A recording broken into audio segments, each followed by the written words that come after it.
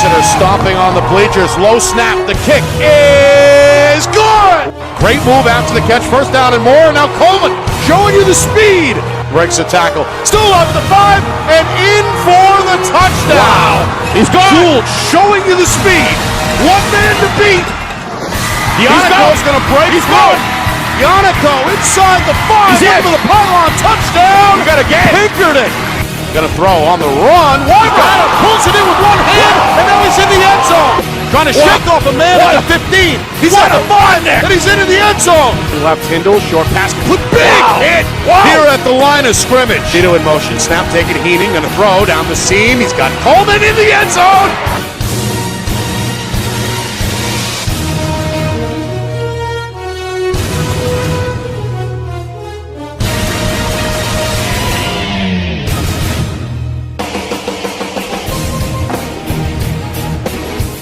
Well, hello everyone, and welcome here to Portsmouth. Nick Anastas, Steve Beals with you. It's our Friday Night Lights New Hampshire Game of the Week, presented by Beals Insurance. The Portsmouth Clippers and the Spaulding Red Raiders, two conference rivals, regional rivals, two schools that are quite familiar with each other. And here in week 3, it's a football game with a little bit of early season importance as well. We'll start with Spaulding. 0-9 a year ago. They didn't score their first points until week 8 of the season. But head coach Kevin Hebert, now entering his 5th season, said they had perhaps the best offseason he's ever had. Gave his team a little bit of momentum perhaps going into week 1. They blew out Alvern and then took it to an out-of-state opponent last week in Edward Little by a score of 30-6. So they're 2-0 for the first time in a long time. Meanwhile, on the other side, Portsmouth, they just missed the playoffs a season ago. A 6-0 loss in the final week of the season sealed their fate. And then, of course, they ran into a buzzsaw to begin this season against perennially tough Exeter. However, they rebound last week. They shut out Winnicott and post their first win by a 25-0 score. So somebody is going to leave here tonight in pretty good shape in Division I East 3 games in. No question, Nick. Start off with Spaulding, as you said, Kevin Hebert. You got to give, most coaches when they take over, you want to see in the 3rd year turn around. By 4th year, it has to be in place. You can't expect that of Kevin Hebert where this program was when he started, Nick. But if you go out there and you look at the numbers that they have today, it's cool to play Red Raider football again out of Spaulding. Blue collar town, as he talked about the other night. These teams are important every single year for the community, and I'm just thrilled for him and these guys. And I think what he's looking for right now, nobody doesn't think that Portsmouth isn't a solid team. Everybody knows they are. I think what Kevin's looking for on that side is a highly competitive game, get it down to the wire, and maybe pull out a win. They're coming in here to win, no question. But you've got to have a competitive game to show that you can play with the better teams in Division I. It's a big one. On the Portsmouth side, a little bit of a different story, Nick. Coach Pafford, you got to throw the Exeter. Well, the best way to throw the Exeter game sort of out of the Callaway system is to be able to win strong tonight and have a good showing and show progression. And then the Portsmouth group of football players will begin to. Well, that was our beginning, and they're thinking about the season ahead. If they don't make it tonight, and the Red Raiders pull what I would argue was a moderate upset, then at that point they're back. Who are we? And Coach Pafford's got to continue to bring these guys along. I'm really excited that this is an exciting game to come watch, Nick. I'm thrilled for both teams. So looking forward to a good matchup and calling the game next to you. It's going to be a physical one, we know that, and a good night for football. A little bit of a breeze. Temperatures could drop here with the sun setting momentarily. The lights are on here at Tom Dobney Field. And Mick Jagger singing "Start Me Up." How do you beat it? I figured you had something to do with the playlist. No, I figure I'm it's right. One of the best around, I'll tell you that, here in Portsmouth. All right, down on the field, the officials are talking it up. Both teams are getting set to take the field here in a final warm-up. We see the Portsmouth band off to our right. We expect them to handle the national anthem shortly. And you get some shots of this growing crowd, which includes a lot of youngsters, which is always good. members of some of the Portsmouth feeder programs, obviously, and then the students and the parents filing in here in real time. Seats are starting to become a premium as we take a look at this gathering crowd. I guess we'll get to some of the keys here, Steve. You hit on a few things there a moment ago, but we spoke with both head coaches last night. You mentioned Kevin Hebert and Brian Pafford of Spaulding and Portsmouth, respectively. They both seem to think it's going to be settled along the line of scrimmage. Well, when you've got both teams love the run, even though Portsmouth runs the spread, they've always had an attitude about running as a core part of their game. As far as the Red Raiders are concerned, I think Kevin Hebert's got to get good lead blocking. His fullback's got to play a good game. Let's back to Portsmouth for a second. Their quarterback was actually missing, out with an injury, not missing, but out with an injury last week. Now he's back, and it's important that he picks up where he left off, that Portsmouth quarterback, Nick. And if he can do that and construct this offense, but he's got to come off and listen to Coach Pafford. Coach Pafford is all about delivering my program on the field. You can tell when you talk to him, he is very assured of what he and his staff want to accomplish. So I think that's key for them. I think the Red Raiders, when they're away and they're trying to they got to play clean football, Nick. They can't give the ball up, especially in their own end. Can't throw pick sixes. One thing I will say is I was watching the quarterback on the sidelines. He's got actually a pretty decent arm within looks like about 15 to 20 yards. He can throw a pretty good dart. So, again, I'm really reluctant to talk about keys to the game with too much sophistication and dependability because I haven't seen the teams enough to make that. When we start getting in the 4th, 5th week of the season where there's video on everybody, right, then you can really begin to look at the matchup that you expect in a game. But out of the gate, penalties are always a part of it.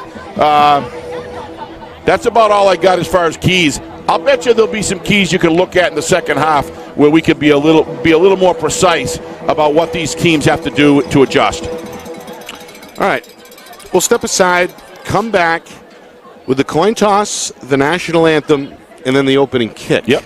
And of course, we'll keep an eye on the Week 3 scores as they begin to trickle in statewide tonight as well. Spaulding and Portsmouth, a Seacoast rivalry renewed here in 2022. You are watching our Friday Night Lights New Hampshire Game of the Week. It's presented by Beals Insurance. Our broadcast today, as it always is brought to you by Beals Insurance Agency, with locations now in both Bedford and Londonderry. Whether you need home, auto, or business insurance, Beals Insurance will get you both the price and quality coverage that's right for you. Just call 603-471-9999 or visit BealsInsurance.com to request a free quote and start saving money today. Again, that's BealsInsurance.com. Hey, I'm Chad, the owner of New Hampshire iPhone Repair. We're New Hampshire's most trusted and affordable repair shop for your iPhone, iPad, iPod, and even Android needs. Don't worry, we're affordable, reliable, and we back our parts with a lifetime warranty. And you know what the best part is? No, what? We can repair your phone while you wait. I know, that's why I'm here. Oh, I know, Mrs. Green. Here's your iPad, good as new. Bring your phone into New Hampshire iPhone Repair today. The New Hampshire Tomahawks promote the highest level of club lacrosse competition, not just in the state, but in the country. Looking to get recruited? Director Chris Cameron keeps an open dialogue with the nation's top college lacrosse coaches. Over 400 New Hampshire Tomahawks alumni have played at the college level, including the ACC, Big East, Big Ten, Ivy, NESCAC, NE10, and more. The New Hampshire Tomahawks coaching staff has over 100 coaches, including current high school, varsity, and college coaches. The Tomahawks offer training for players of all ages, clinics, camps, and leagues, along with spring, summer, and fall elite teams. So play with the best. The New Hampshire Tomahawks, showcase and development for college lacrosse. Visit NewHampshireTomahawks.com and girls.nhtomahawks.com.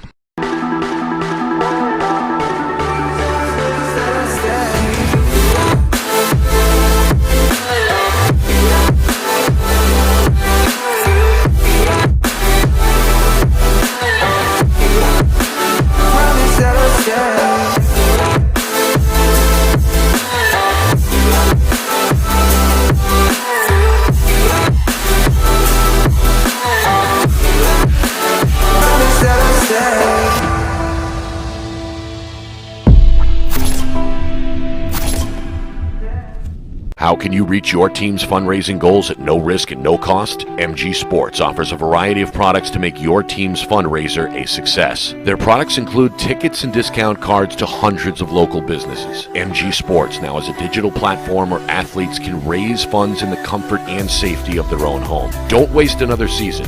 Raise more funds than ever before and become another football program in New Hampshire that sets fundraising records every season. MG Sports, fundraising made easy. Visit mgsportsfundraising.com to start raising money for your team today.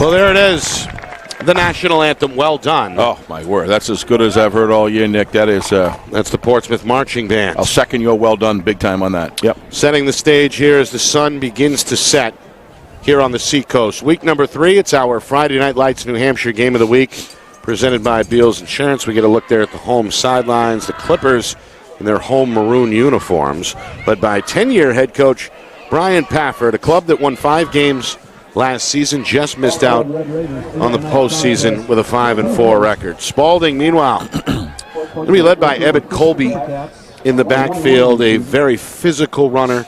Gunnar Jackson expected to touch the football a lot tonight. Without a doubt. In the Portsmouth run attack. So 2 big backs, so to speak, front and center tonight for both offenses. Coach Pafford, we love to have him on our Gridiron program on Thursday night. For those viewers who out there who haven't watched the show, we're on every Thursday night around 6 o'clock live. And Coach Pafford we had on last week. Unfortunately, we lost him with an internet outage about 2/3 of the way through. But just a great football coach, great guy, and very direct. You ask a question, just get it straight up. So both he and Kevin Hebert, it was just great to have these guys on for us to talk about the game ahead of time and what to expect, because nobody has inside knowledge like the head coaches do. And but he Nick, I believe, is really, as he said the other night, he's looking to establish the run, establish it to a high degree of technical efficiency and production, and then play action out of that. So that's what we would expect to see tonight, unless he's got some tricks in his bag. We get a look at the referee tonight. Chuck Roberts heading up a 5-man crew. A lot of experience down there. And again, captains on both sides here meeting at midfield for the coin toss. Temperature, as I mentioned, dropping. About 60 or so right now, about an 8-mile-an-hour breeze estimated. You can feel it up here on the top row of the bleacher. And a little bit of that wonderful salt air. Every now and then you feel a breeze coming a certain way, and it's just a wonderful time here in New Hampshire. You couldn't ask for a better night to play football tonight, Nick. We've got a large standing Portsmouth High student section, and it looks like it's a tropical theme tonight. Yep. All right. Always my favorite part of the game, the last-minute hype session on the sideline. Now, did you used to do that in the gym, on the court? You guys, when you played for West years ago? There's a lot of stuff that went on in the locker room, for sure. I was talking about on the court. What years were that, Nick? Always fun getting ready to go to war, so to speak. Well, my senior year, 2001. Yeah. And you said Winnicott was always an interesting place to play. You had some bangers there. Thorn in my side, well, I didn't mean to bring that part up. All right.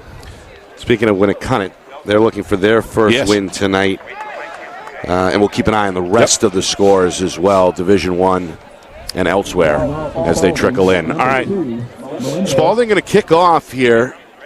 Caden Melendez, the junior, is going to tee it up at the 40-yard line under the lights here in Portsmouth as the sky continues to darken rather rapidly. Back deep, Daniel Doherty, the 4th. One of the senior wide receivers, the deepest back, standing just inside the 20-yard line. Melendez's kip is a squid. Down the middle, fielded on the second hop at the 35-yard line. Looks like there's a fumble, Nick. The ball may have come loose. This is the kind of thing that the Red Raiders need. They're fighting for it down there. The refs are trying to split it up and see who's got it. Still no word from the officials. That's Chuck Roberts right in the mix. They got it. Spaulding got it. Red Raider football. That's Ned Drenna, one of the senior leaders. We'll see if we can see it. Fielded there on the hop. That's Cole McLaughlin. Usually the sure-handed junior came loose on his way to the ground. Yeah, great punch. That's taut right there. Watch this punch as he comes into the side, hits it, knocks it right out of his hand. Yeah, little bit open arm there, Nick, as he was leaning forward. And that was just a heads-up play. Who was that, Nick? What number did hit him? Did you see it? I didn't see who hit him. Yeah. The recovery was made by Ned Drenna. Heady play. And it sets up Spaulding in Portsmouth territory here at the 40-yard line. Just 5 seconds into the football game, the opening kick is turned over. Worked out like a onside kick, Nick. All right, so we get a look here at this. Hold on. Portsmouth has the football. Oh, wait a minute. I apologize. I saw the reaction there on the sideline. I'm a little confused here. It is Portsmouth football. The give is to Gunnar Jackson, the aforementioned big tailback. He doesn't get much. Well, there's a change of events right there. He picked up, the Red Raider player picked up the ball, Nick, but I have a funny feeling they said that he had the grasp of it when he was down in the recovery, and then the other guy pulled it away after. That's the only thing I can think of. Because it was clearly out. It was clearly out. As we saw in the replay. Yep. Either way, Portsmouth avoids the turnover. They get nothing on first down. And now on second down, we'll take another look here. Movement on the line, and this one is blown dead. Yeah, it looks like Spaulding is offsides. Look, it was either the left guard or tackle, or it might have, at the end looked like followed the initial guy. Let's see if we'll see it here. A couple of guys. It's a 5-yard penalty. Hard count there by junior quarterback Aiden Thomas. Yep. He returns to the Portsmouth lineup after missing last week with a wrist injury. Started week 1 against Exeter and got better as the game went on, according to Coach Pafford. So second down and 5. A couple of mistakes here both ways, marking our first minute. Going to pitch left side, looking for a block. Hole closes quickly. And he's cut down after a gain of 2. That's Angus Moss, the junior. They'll use him in a variety of ways tonight. He gets his first carry for 2 yards, third down and 3. Yeah, that's a great contain by the defensive end, Nick, to turn that run inside. Boy, it looks like they got some speed in the linebacker core. Here we go. Watch that turn inside on number 12. What a terrific job. Then he gets in on the tackle. But the key is he pushed it inside, which gives those linebackers a chance to a much greater degree than having to go out on a sweep. On 3rd and 3, they go to the air, and it's incomplete. Wow. Hit upon arrival as they try to free up Nick Smith, the junior, near side. He's unable to pull it in. So 4th down and 3, and a good piece of defense here for Spaulding. Looks like he's going to force the punt. Yeah, I would agree with that, Nick. Not only is it good defense, but the speed that this Red Raider defense has is very impressive as well. So they appear initially to be very fast as well as technically sound. Jacob Ensko applying the hit. Senior corner. And now on the punt. It's a low snap. It's handled by Tucker Husky, and it's nice, a good kick. High in the air. Handled on the run at the 25-yard line. And not getting much. That's the return man, Hunter Truman. The junior lucky to get back to the 25-yard line. Moss in on the stop for Portsmouth. Yeah, now we will see the Spaulding offense for the first time. That was nice cover there by the punting team to get down there and gang tackle. They swarmed. Watch this. First initial striker comes in, slows them down. Look at everybody's moving towards the football. Nice work. So after nearly getting the football on that opening kick fumble, we now see Portsmouth on defense here for the first time as well. They're going to go under center, part of that power I formation that coaches tried to work in this season, and unfortunately it's not going to work there for Spaulding as Emmett Colby is cut down on his first carry. Yeah, that did not look like a power I to me. That looked more like a double wing, the way that back went into motion. I think if you see the set here, yeah, that's a double wing right there. Yep, kick out, wash inside. Yep, good tackle by Jackson, by the way. That's a yard loss, second down. He's fast, isn't he? And 11. Coach said that they ran a lot of spread last year. Of course, had their well-documented problems on offense, but a little more run-heavy this season. applying the double wing. All right, they're going to pitch it. Good cutback here. And again, Colby going to roll his way forward.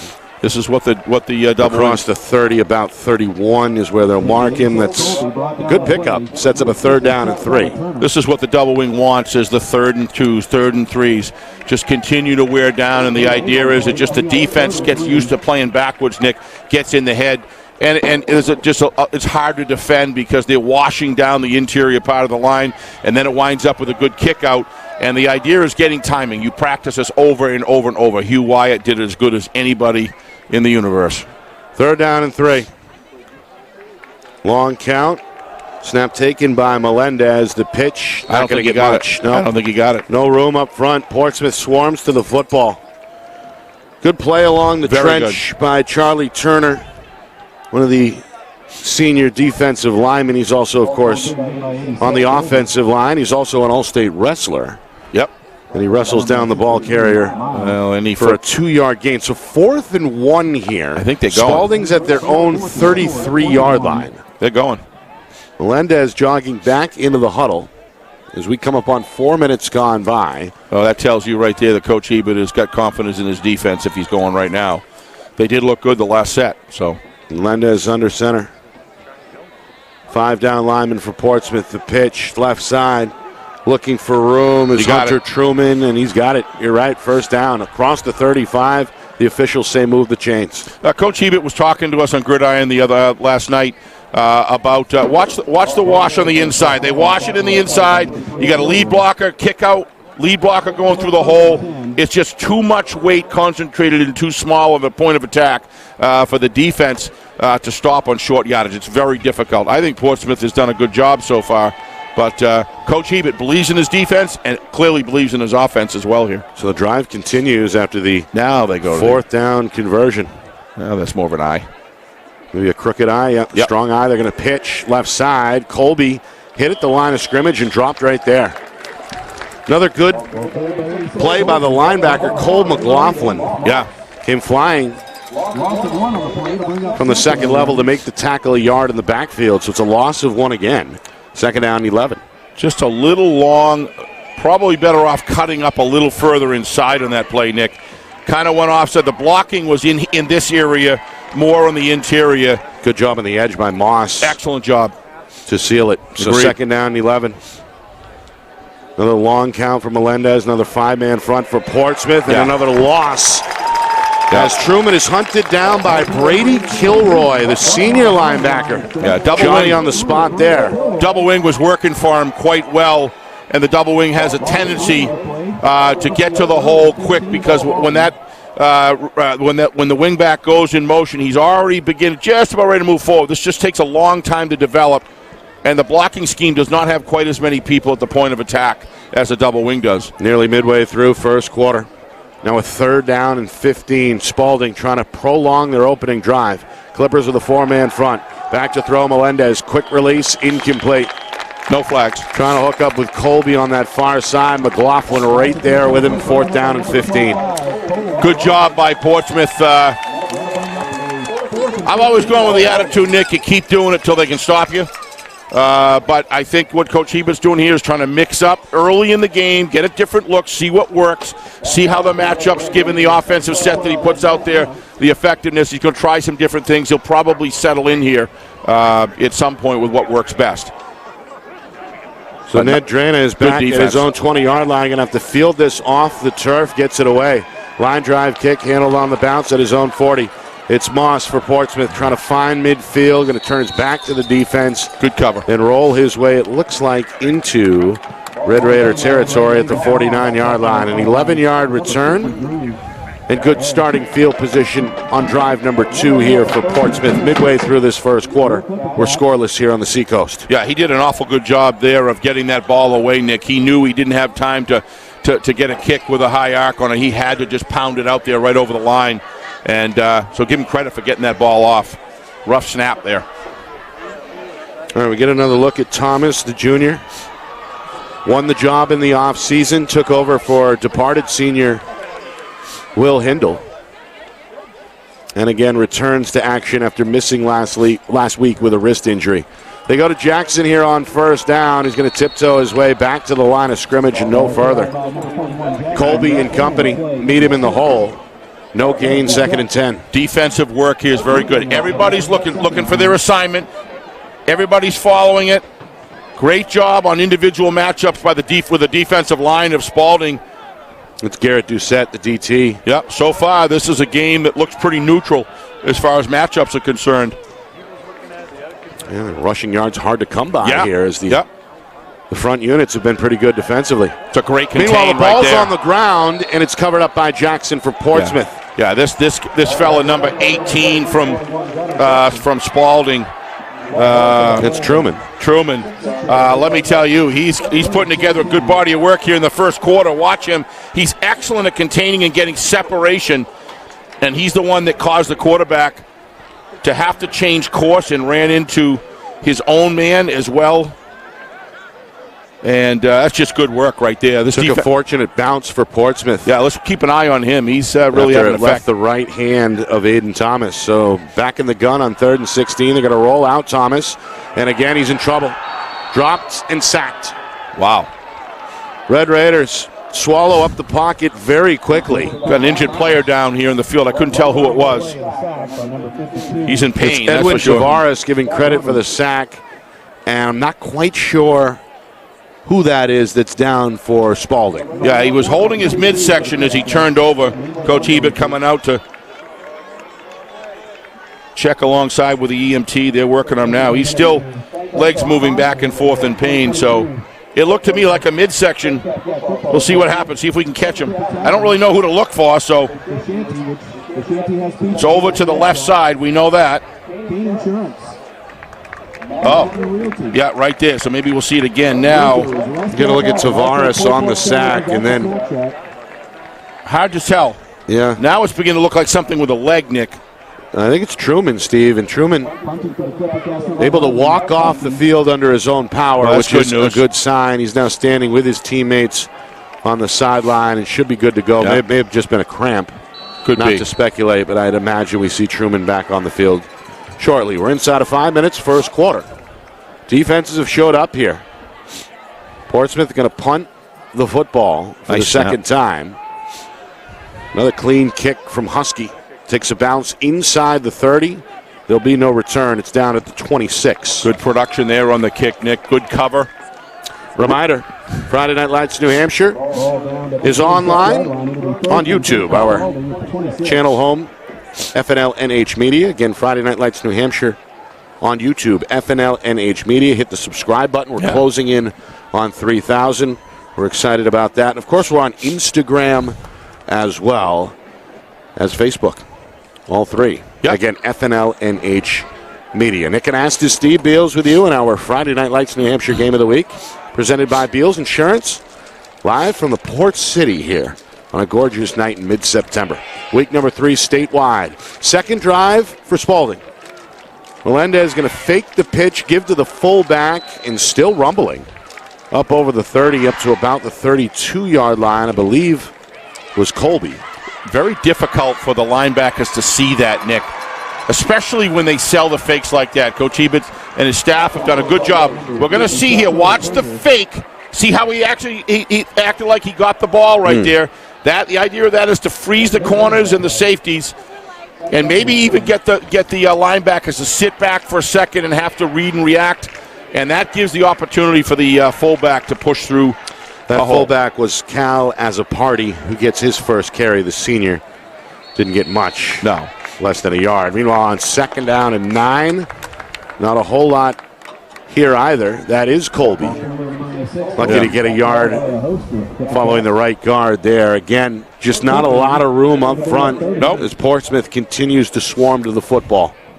Yeah, sometimes on these things, Nick, when they stack the box to the degree that the Clippers did on these last 4 or 5 plays, you got to play action down the field to keep them honest, because it becomes too easy to defend. 3rd and 8, the pitch. Truman, good cutback.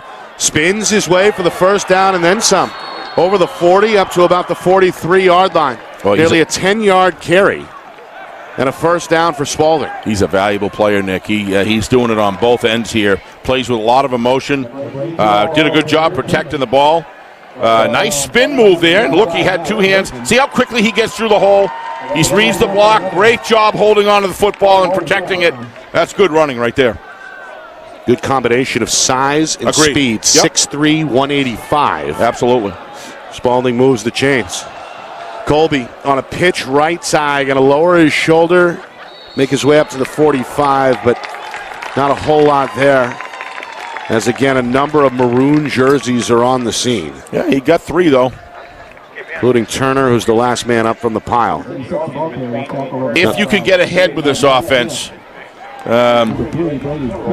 you read Hugh Wyatt's book called The Toss.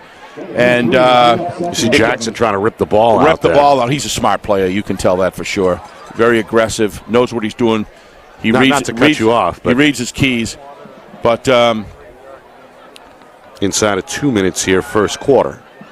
Spaulding trying to get back to midfield here on 2nd down and 7. Look for a pass here, a play-action pass. Get a 5-man front for the Clippers. Colby in motion. They go instead to Truman on a counter. Yeah. Not much, maybe a yard. Yeah, what you generally see is in that situation, he fakes the sweep and then does a reverse pivot and the counter comes back through. In this case, he just tossed it right to the counter back.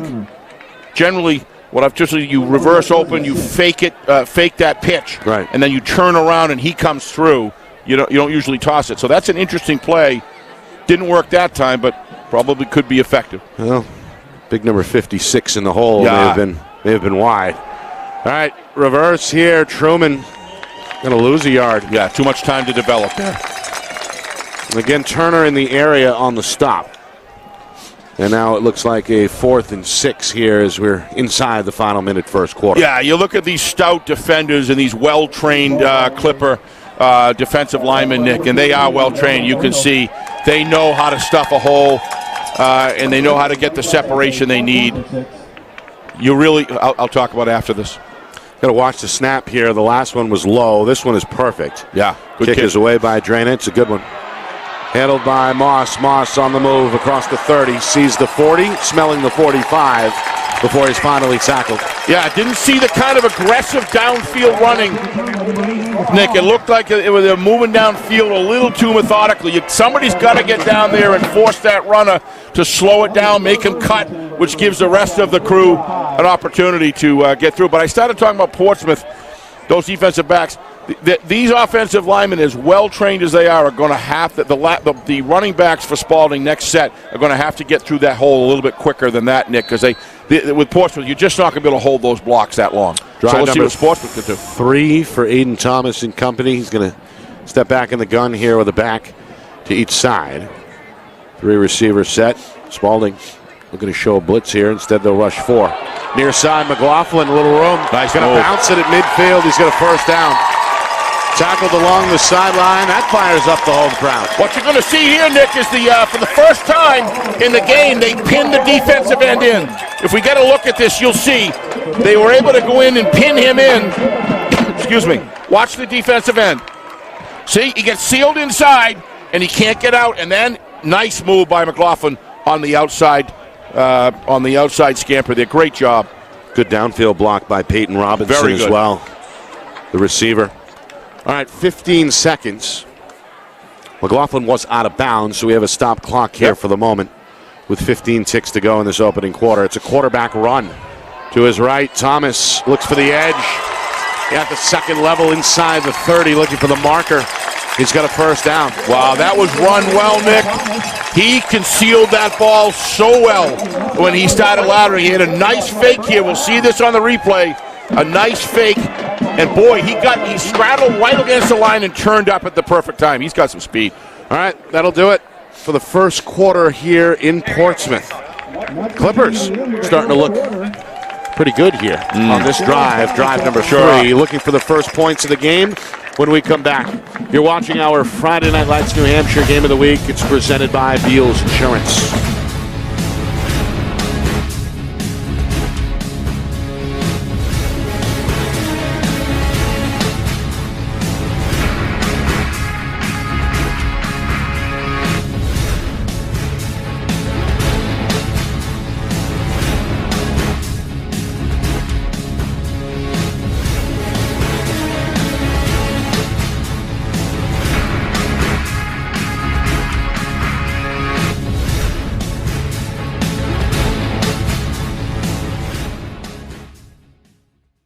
Our broadcast today, as it always is brought to you by Beals Insurance Agency, with locations now in both Bedford and Londonderry. Whether you need home, auto, or business insurance, Beals Insurance will get you both the price and quality coverage that's right for you. Just call 603-471-9999 or visit BealsInsurance.com to request a free quote and start saving money today. Again, that's BealsInsurance.com.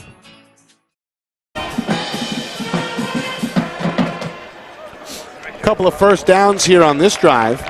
Clippers showing some promise, hoping to get into the red zone for the first time tonight. No score through 12 minutes. Nick and Astis, Steve Beals with you. It's our Friday Night Lights New Hampshire Game of the Week presented by Beals Insurance. Great crowd, great night for football here in week number 3.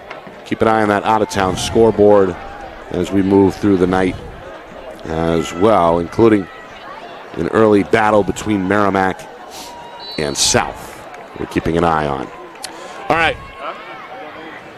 Portsmouth looking for a third first down on the drive. An east-west run here for McLaughlin trying to find the edge, and we're going to get the game's first penalty. Yeah. No, second penalty. We saw the defensive line jump earlier for Spaulding.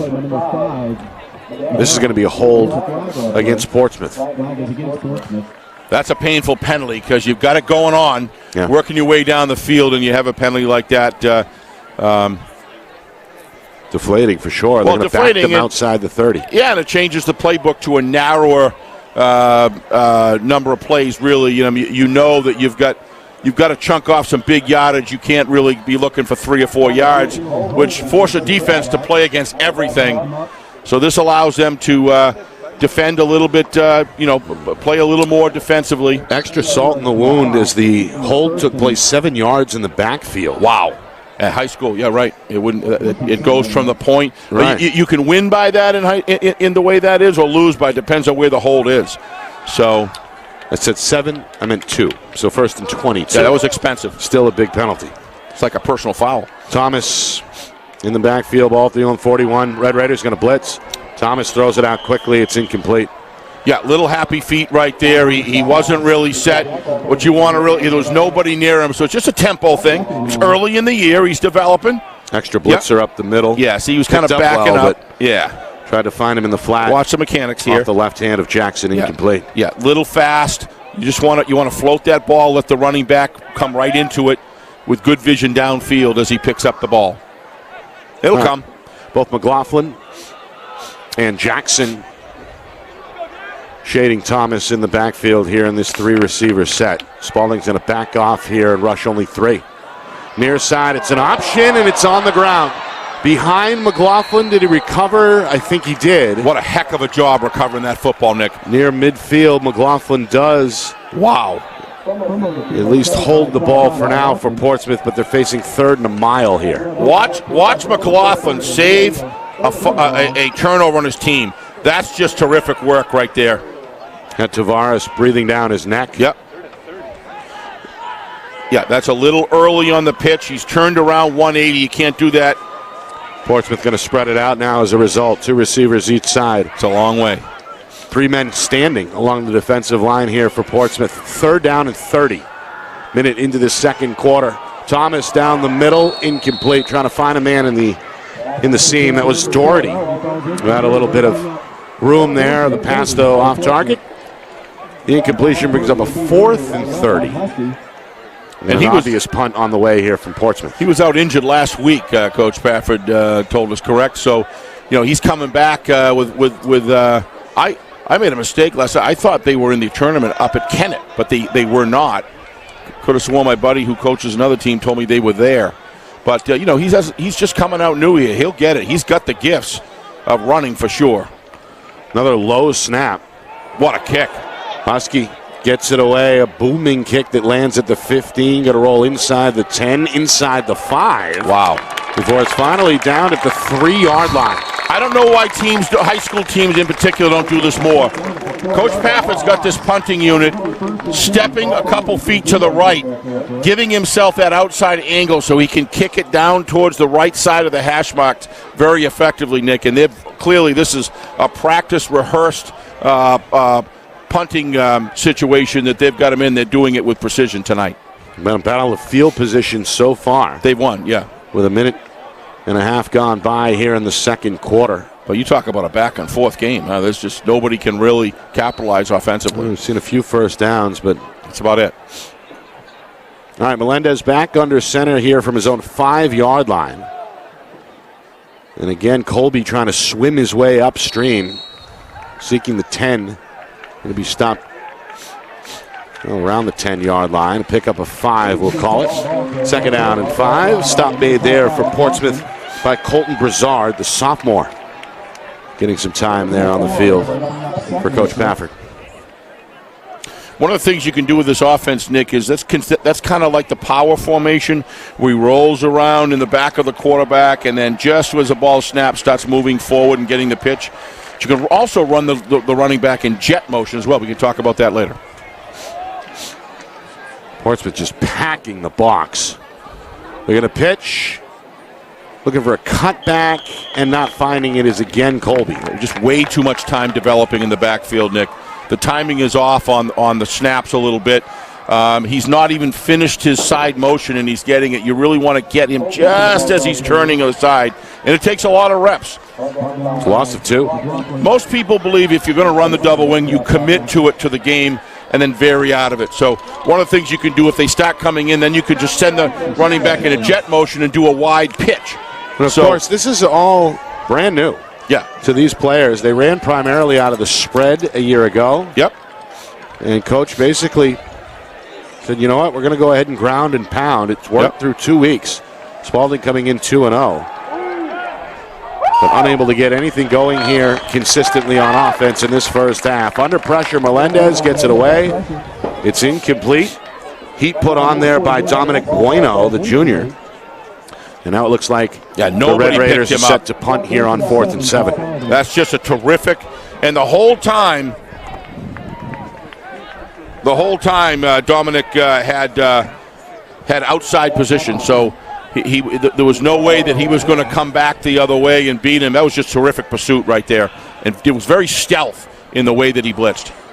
Snap taken off the hop by the punter.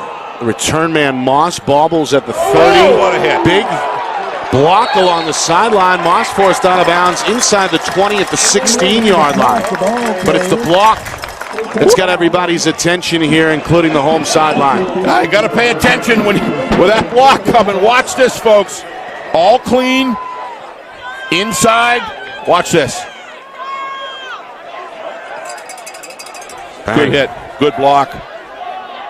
Once again, Dominic Bueno. And that gets the Clipper 11 out there all pumped up. Never mind the sideline. The sideline's going too. The sideline and the home stands here, which, by the way, are pretty packed. Yeah, it is. As we've talked about. Gorgeous night for football. Temperature bearable right now. A little bit of wind in the pregame that is seen to conveniently has gone away. All right, Portsmouth. Gorgeous starting field position here. They're in the red zone. At the 16-yard line, we got a timeout on the field here for the first time. And who called it? Spaulding. First one either way. Our broadcast tonight brought to you by Beals Insurance. Locations in both Bedford and Londonderry. Whether you need home, auto, or business insurance, Beals Insurance gets you both the price and quality coverage that's right for you. Visit BealsInsurance.com. Also by MG Sports Fundraising. That's fundraising made easy. MG Sports Fundraising is the official fundraising sponsor of Friday Night Lights New Hampshire. Visit mgsportsfundraising.com. Start raising money for your team today. By New Hampshire iPhone Repair. It's done while you wait, and it's backed by their lifetime warranty. Now with 6 locations in southern New Hampshire and on the seacoast, visit NHiPhoneRepair.com. By the New Hampshire Tomahawks, showcase and development for college lacrosse. Visit NHTomahawks.com and also girls.NHTomahawks.com. And finally, by Ghost Energy. Meanwhile, McLaughlin inside the 10, down to about the 6-yard line. That one a north-south run and a first down for Portsmouth.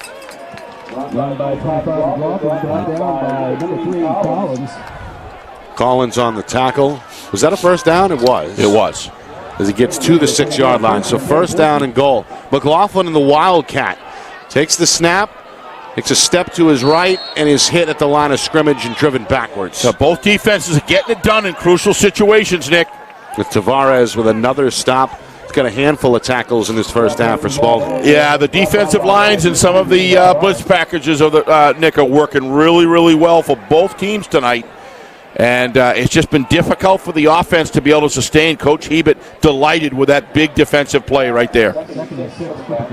4 minutes in, second quarter. Portsmouth trying to break this scoreless tie.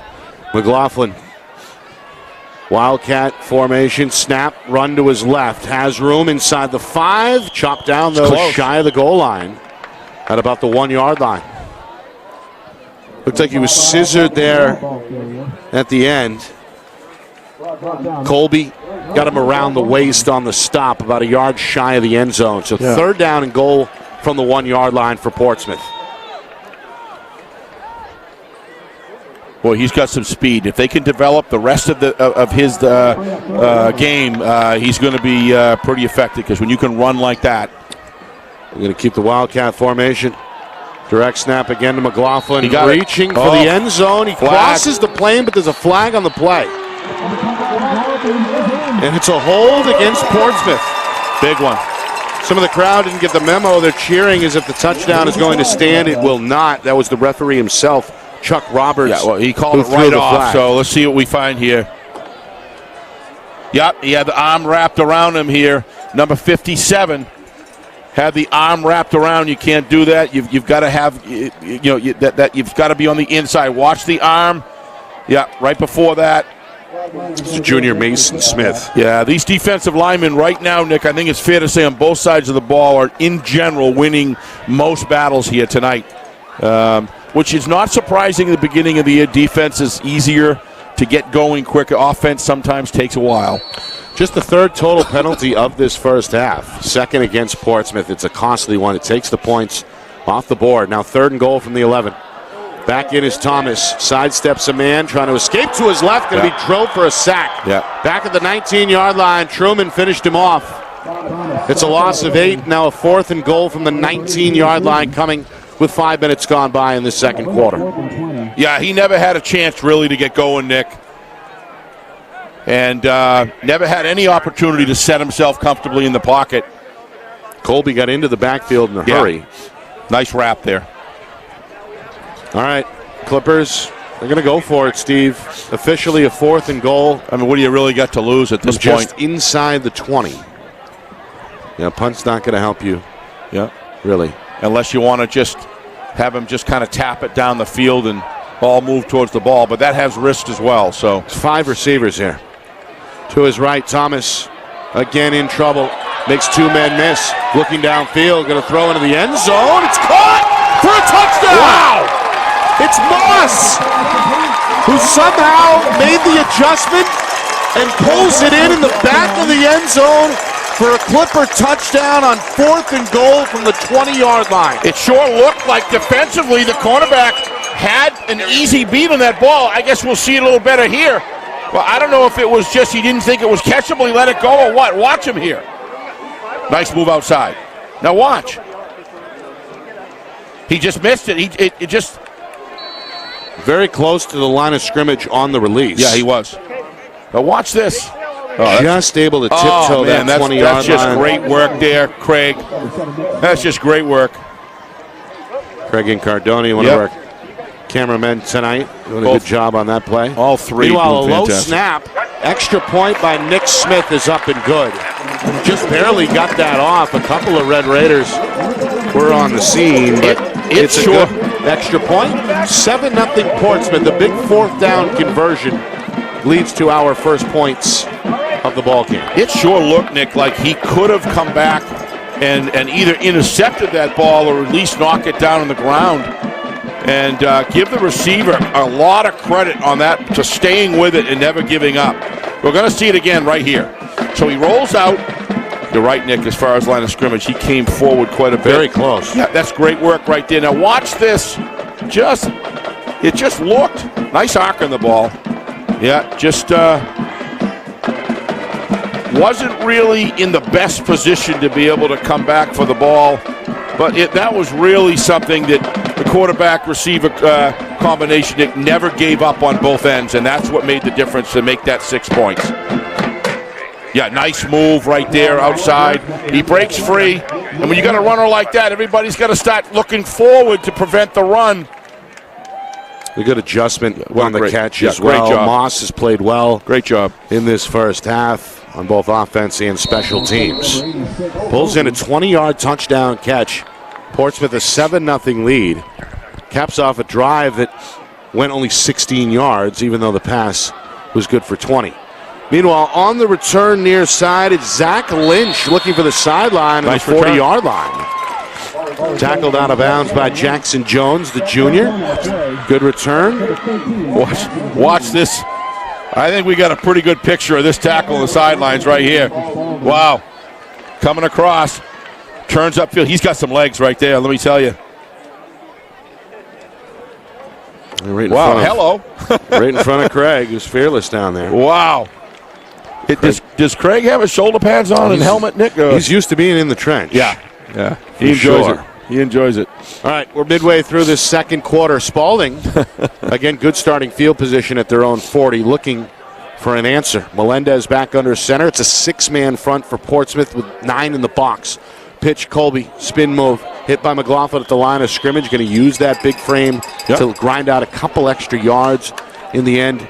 Looks like a 4-yard gain to set up second down and 6. Yeah, I think if they could get a jet motion where he can reverse pivot, Nick, and pitch that ball out wide, that's going to force the corners and the defensive end to be thinking more of a wider contain, which is what opens up the power plays right in the off tackle, right behind the tackle. So if they can continue to stretch the field a little bit with that run, it's going to open up some better holes, and it's going to widen the splits on the defensive line.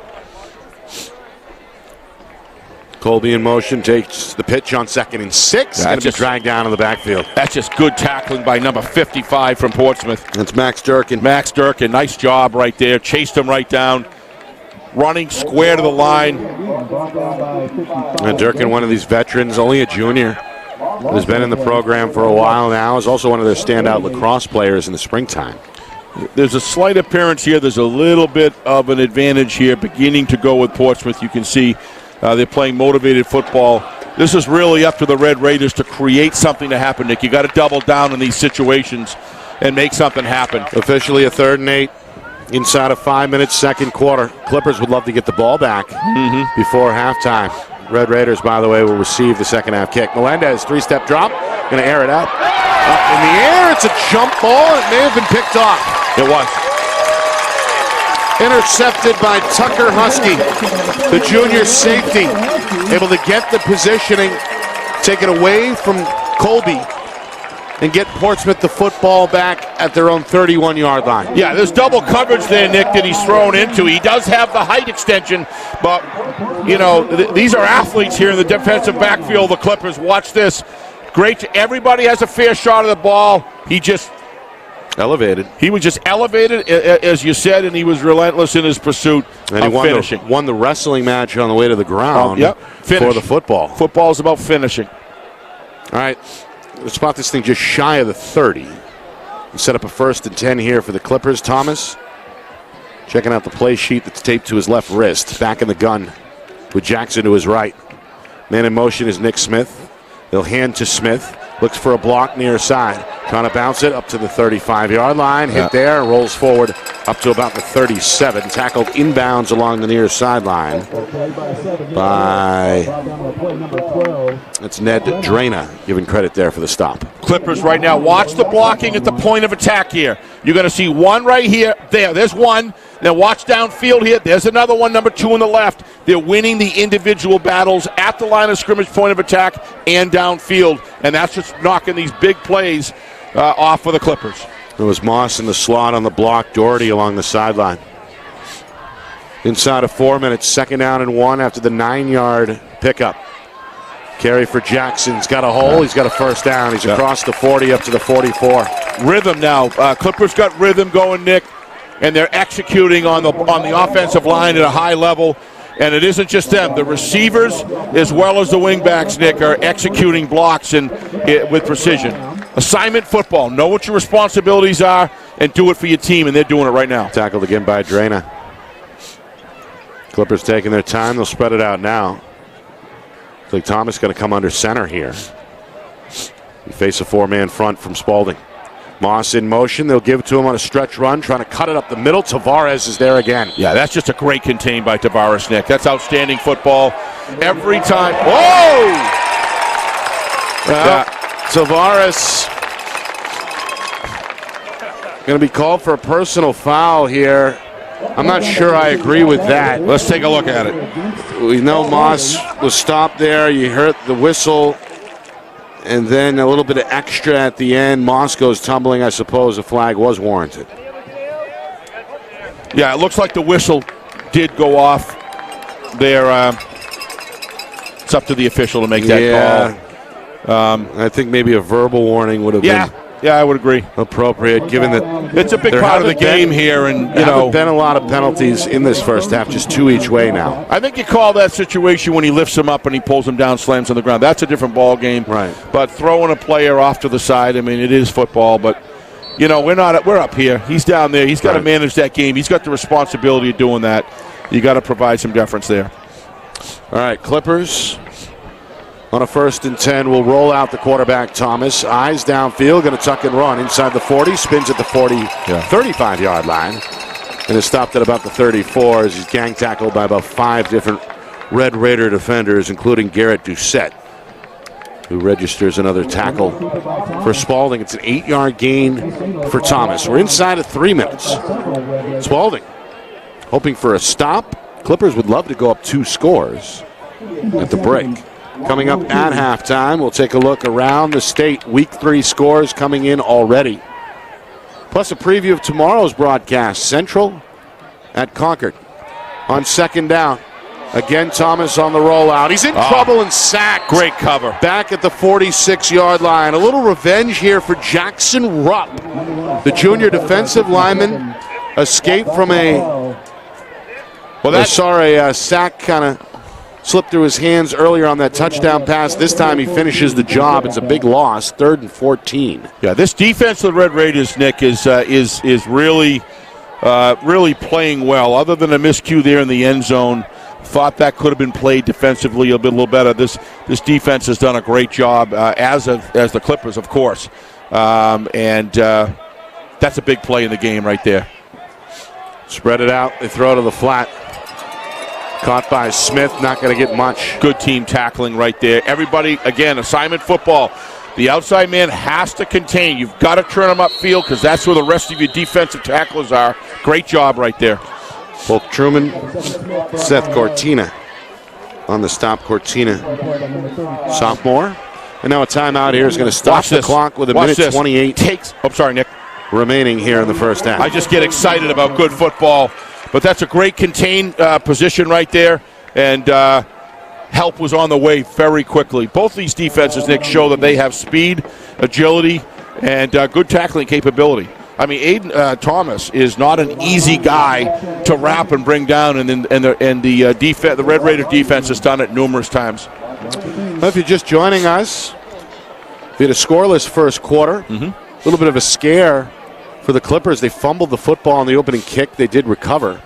In fact, the home team put it on the turf 3 times, able to recover all 3. Yep. So far in this first half. Costly penalty took points off the board. A 1-yard touchdown run by Cole McLaughlin wiped out by a hold.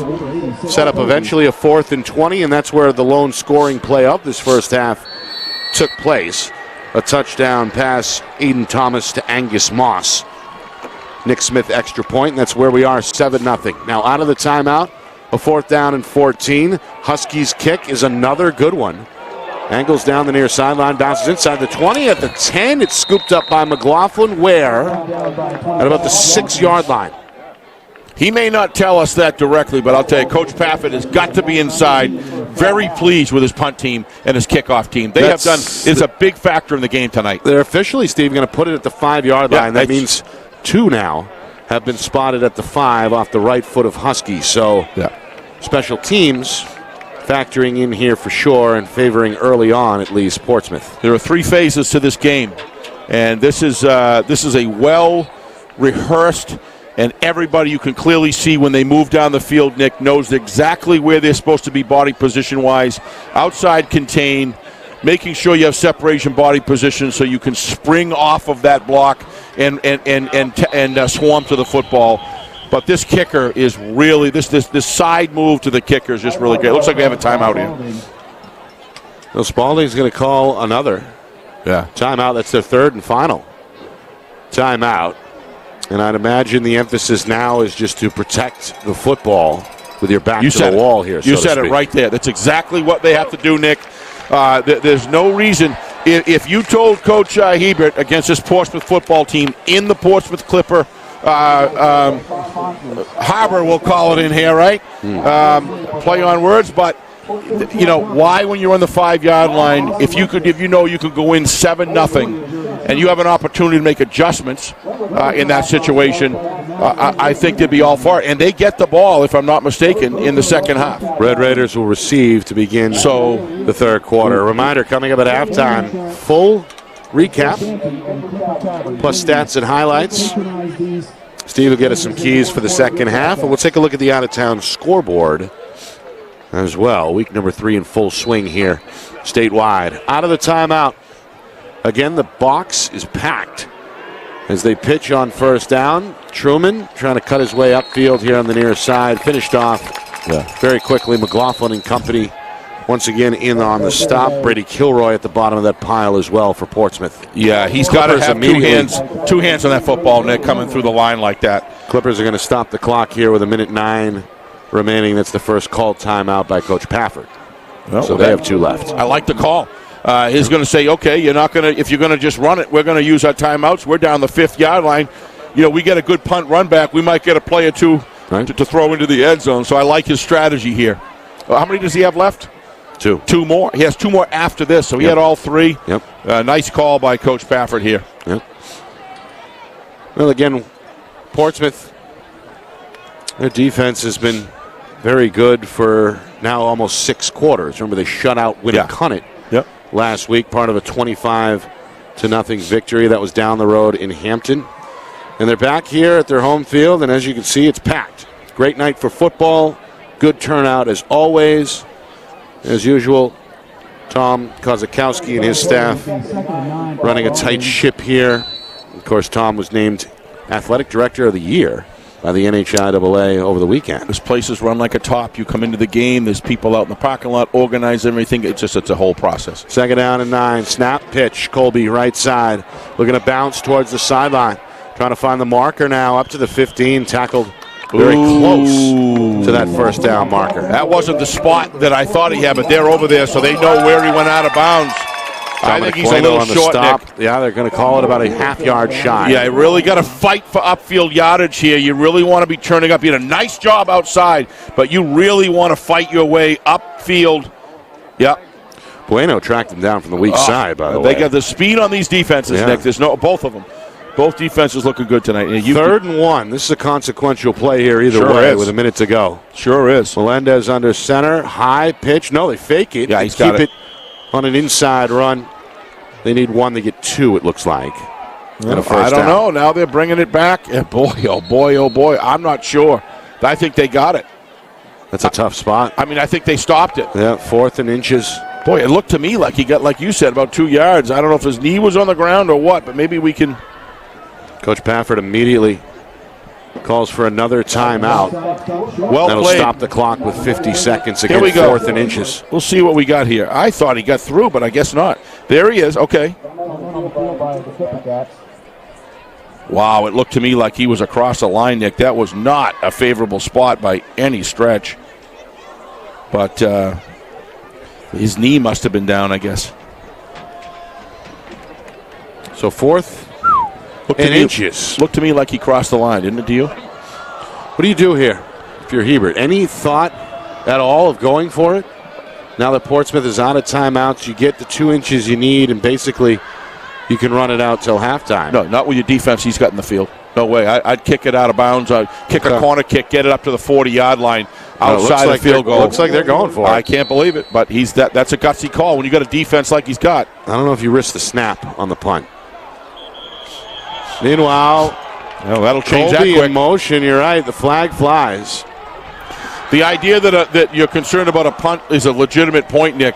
But we've seen two snaps hit the ground. Yeah, that's fair enough. But I mean, it's running a play like that in your end zone. Well, it's a moot point anyway because it's against the defense. So it's a free first down for Spaulding. That's a big play right there. Because we've seen some costly penalties taken by the Clippers. Some serious ones. Yep. That's their fourth of this first half. 3 on the other side for Spaulding. So 1st and 10. And it looks like it's time to take a knee here for Melendez, who drops his right knee to the turf. It's got the clock ticking again, now inside of 40 seconds.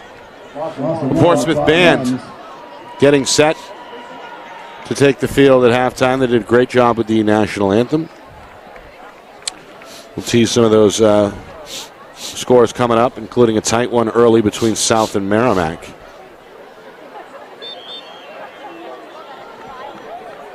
Another knee, and that should do it. So, a 20-yard touchdown pass from Aiden Thomas to Angus Moss is the difference for Portsmouth, as the home team has a 7-0 lead here on the Seacoast at halftime. I think I think we could look back and remember that turn of events that just happened right there, Nick. You give Portsmouth no timeouts or not with that quarterback, with that kind of speed. With 50 seconds left, you've got quite a few plays there that you can run that, especially if you get out of bounds. You can strike it downfield. So I think that was a missed opportunity there for Portsmouth. That penalty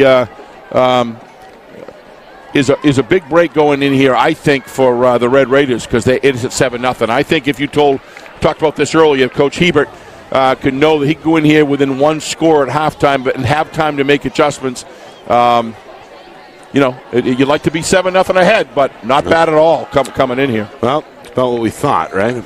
Yeah. Smash mouth football both ways. Defense is gearing up. It's been a game of field position. Neither offense to me, Nick, if it's time to talk about this, neither offense to me is really in mid-season form by any stretch. There's a lot of work and timing and execution and things like that. But they have the matter to work with. They have the tools, if you will, to make these offenses better every week. What clearly is shown here is both defenses are going to give any team that they face an honest effort, and because they both are fast and they're very assignment oriented, and they swarm to the ball and play as a team. So that's what I've seen so far at the half. All right, 7-0 Portsmouth. Band getting ready. And we'll step aside, come back with our halftime report in just a couple of moments. 7-0 Clippers. They lead Spaulding at halftime. You're watching our Friday Night Lights New Hampshire Game of the Week, presented by Beals Insurance.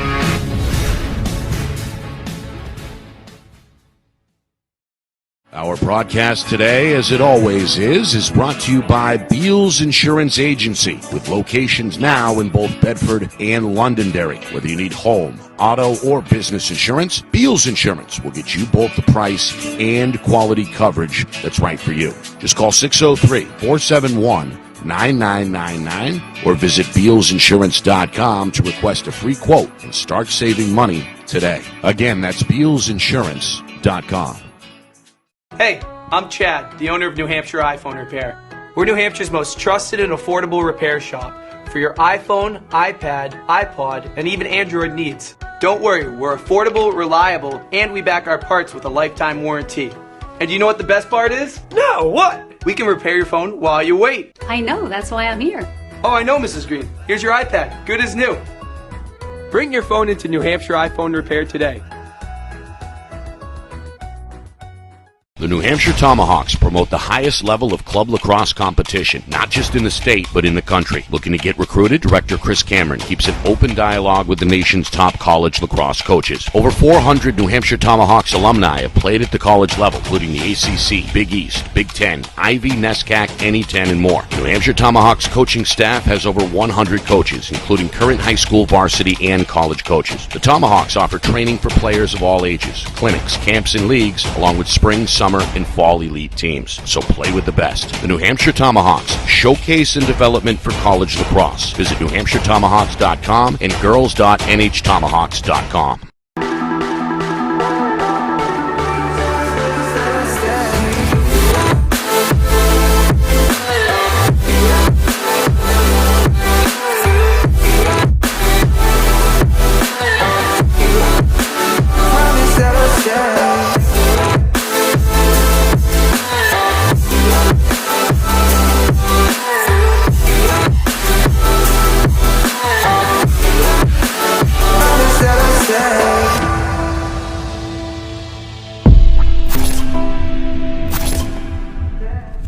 How can you reach your team's fundraising goals at no risk and no cost? MG Sports offers a variety of products to make your team's fundraiser a success. Their products include tickets and discount cards to hundreds of local businesses. MG Sports now has a digital platform where athletes can raise funds in the comfort and safety of their own home. Don't waste another season. Raise more funds than ever before and become another football program in New Hampshire that sets fundraising records every season. MG Sports, fundraising made easy. Visit mgsportsfundraising.com to start raising money for your team today.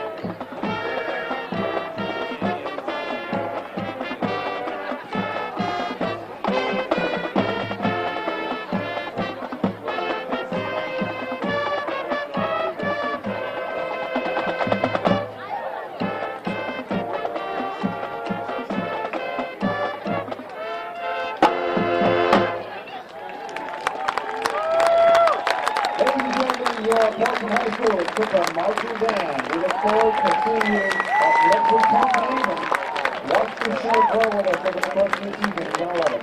Thank you very much, kids. Great job. Stand in, collect. Walk it off. First front.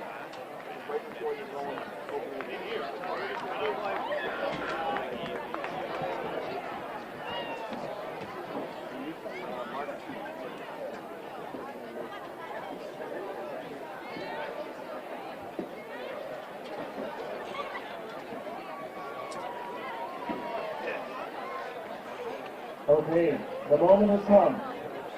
The 50-50 raffle has had the largest sales as long as it is keeping count. I want to thank everyone that reached out to the long arm and generously donated our youth football alive and moving strongly. Is everyone ready for the number to be told? We have $352.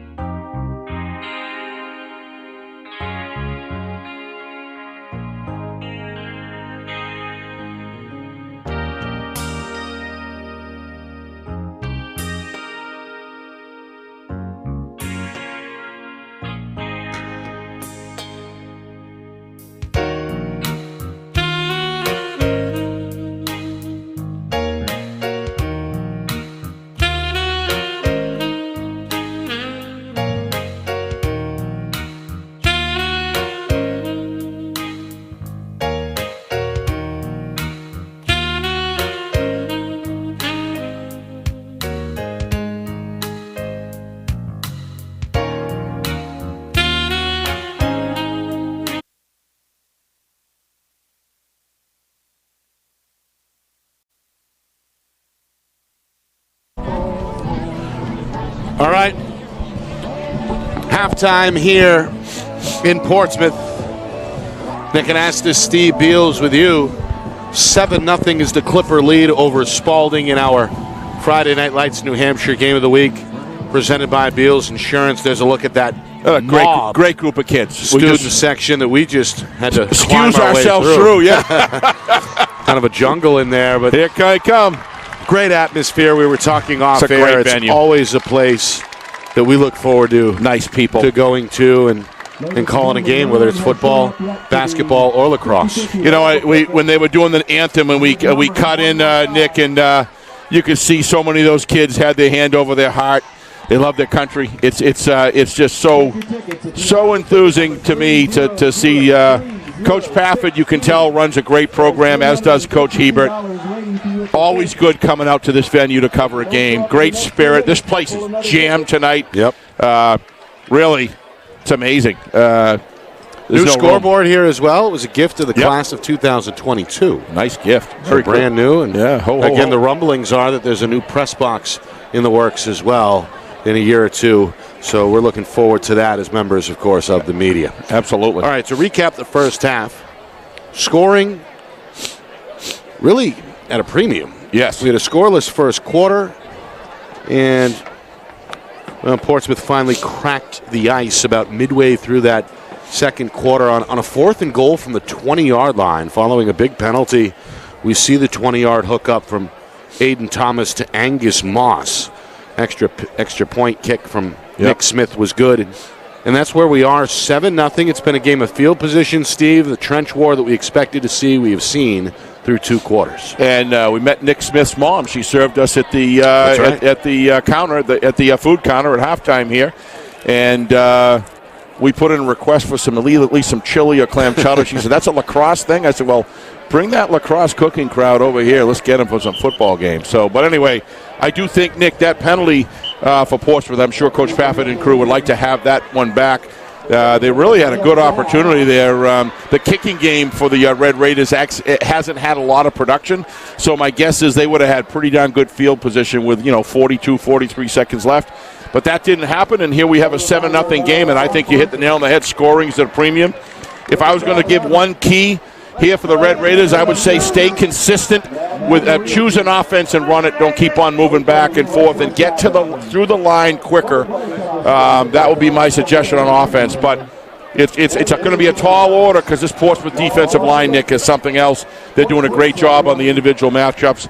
The thing that I would come out of this game so far in the first half is both of these defenses are fast, well coached, execute well, and very aggressive, and so really so far this is a strength of the football team, the two defenses, and that's why we got a 7-0 score. Any adjustments either way that you can see? The only the adjustment that I would make, I already said with the Red Raiders, would be stay with a consistent offense. Maybe want to give this guy a chance to roll out a little bit. Maybe do a reverse and then and roll out for a pass. Mix things up just a little bit. But, of course, Coach Hebert knows what the skill ceiling is at this point of the season. Right. On the Portsmouth side, I would start doing some faking Jackson, rolling out the other side by Thomas, and really starting to stretch out that off tackle, because that seems when they get outside with that speed, they do very well, and they begin to be able to work the field down the field a little better. Last point I'll make, Nick, before we start here is I think that obviously no surprise here, the next score is really critical with these two defenses. Whoever scores next is really going to have a huge advantage in the way this game at least has gone so far. But you know what? Sometimes things can break out, and all of a sudden it becomes an offensive fest. So who knows? All right, my favorite part of the broadcast are the halftime scores. Oh, here we go. Going to tease Steve now, right to the end, right? As we look around the state here in week number 3, Steve, we'll start with the defending champions in Division I, Londonderry. Mm-hmm. They trail with 2 minutes to go in the first half. Wyndham with a 14-10 lead over the Lancers. Joe Marshallina, boy, remember we said, you're kind of right, Joe, who's that Cinderella team, and it's certainly looking good right now. What's the score again? Wyndham with a 14-10 lead over Londonderry. Wow. 2 minutes to go in the first half. All right, elsewhere in Division I, Exeter, a 21-0 lead over Salem. Boy, they are just showing it, aren't they? That's. Blue Hawks looking to go 3-0. There's less than a minute to go before halftime there. Again, Exeter 21, Salem 0. Wow. Get you the rest in a moment. Third quarter underway as Nick Smith's kick is handled by Truman on a diving attempt over the 25-yard line on that far sideline. They'll mark it at the 26. All right. Winnicott, after going scoreless in the first 2 weeks of the season, trailed Timberlane by a point, 7-6. Wow, what's at going halftime. on here, huh? Teams are developing. That's why wow. Warriors giving the Owls all they can handle. And where At is that in the halftime. game? By halftime. That is on the Seacoast down the road in Hampton. Wow. North, a 21-7 lead over Keene. Titans looking to go 3-0. That game is through three quarters. Merrimack with a 13-7 lead over South midway through the third quarter. Meanwhile, here's Truman making men miss and a first down. Up to the 40, maybe 41-yard line, a 16-yard pickup. That's the longest run, I believe, from scrimmage tonight for the Red Raiders. If not the longest, close to it. Made Jackson miss before Kilroy finally got him in the secondary. Yeah, had a great block from the offensive guard on the right-hand side, Nick. Great job. That could have been the center. I couldn't tell, but it was inside block. Nice job. Now they're going with a power I, offset I. Back under center is Melendez, the pitch. Again, they call Truman's number. Met by McLaughlin and company. Yeah, you got 4. Kept the legs pumping despite being tackled below the knee by Peyton Robinson. In the end, a 5-yard gain, 2nd and 5, on a power run for Truman. Coach Jack Byrne. He's got himself a team right there. That's game's long from over, but still, that's being in and on top. Wow. Of course, Wyndham took Pinkerton down to the wire before losing in week 1, 28 to 27. Last week, they demolished Nashua South on Friday Night Lights, New Hampshire, by a score of 44-14, and looking to do perhaps the unthinkable, beating Londonderry in week 3. We'll keep an eye on that score, obviously, as the night unfolds. Meanwhile, Colby going to again lower the shoulder, gets scissored down about 2 yards beyond the line of scrimmage. 3rd down and 3 on the way. Yeah, watch the lead. 2 lead blockers coming in here in the front, coming in. Yep. Kept the legs going before McLaughlin finally dragged him down by the right leg. But Portsmouth's tough. They're stout. They stand right in the not in the grass, but turf. Yep. And they hold their ground very, very well to take on those 2 lead blockers. So this is trench war. Nearly 2 minutes in, third quarter. 3rd down and 4 officially from their own 47. Spaulding trying to move the chains. Pitch left side. What a tackle! Cut down. Number 14. He's having a heck of a game. That's Dominic Bueno again. Junior linebacker starting to pile up some tackles. No gain on that 3rd down rush. 4th down and 4 on the way. Here we go. Watch this. You want to see someone coming to the ball, you're going to see it right here. Comes up, boom. What a terrific tackle. Never took his eyes off his mission. Look at this. Bueno got him low, and Jackson came flying in, finished him off high. So 4th and 4. Great job. No gain. Punt. Again, a low one. Well handled.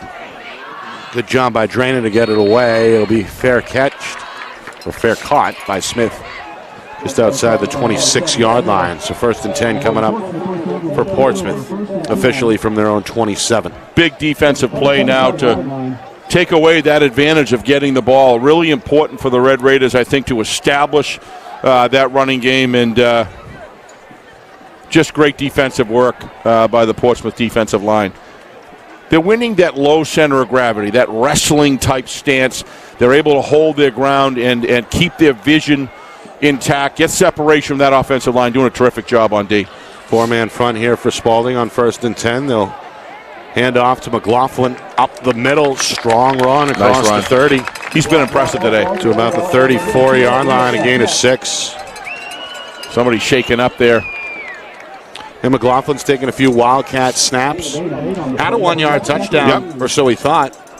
Back in the 2nd quarter, it was waved off by a penalty. Portsmouth, though, did convert on a 4th and goal from the 20. And that's been the difference so far. 7-0 Clippers. Trying to get some momentum here on their first drive of the second half. 7-yard gain officially, 2nd down and 3. They go back to Jackson, going to lower the shoulder and drag a man with him close to the first down marker. Meanwhile, some extracurricular pushing and shoving finally draws the flag from the official. Yep. It's the line judge, Mark Corkson, who had a pretty good view of it. Saw that at the end of the previous play as well, Steve. A couple of guys going a second too long. And this is going to go against Spaulding. That's the second personal foul penalty against the Red Raiders tonight. And that's a costly one. It's going to flip field position here. Well, obviously trying to set the tone here to call this game very tight as far as any chippiness whatsoever. Clippers will line up now in Spaulding territory here. 1st and 10 from the Red Raider 46. Starting to get a little chippy perhaps down there. 3 minutes in, third quarter. 7-0 Clippers. Spaulding in the neutral zone infraction. It looked like Ned Drana trying to come in off that far edge. Yeah. A little too early. This is costly for the Red Raiders, Nick. That's 20 yards right there in 2 plays that they haven't even had to run the ball. Right. And those are the sort of things that, especially when you're away, Nick, it's really difficult when you're away.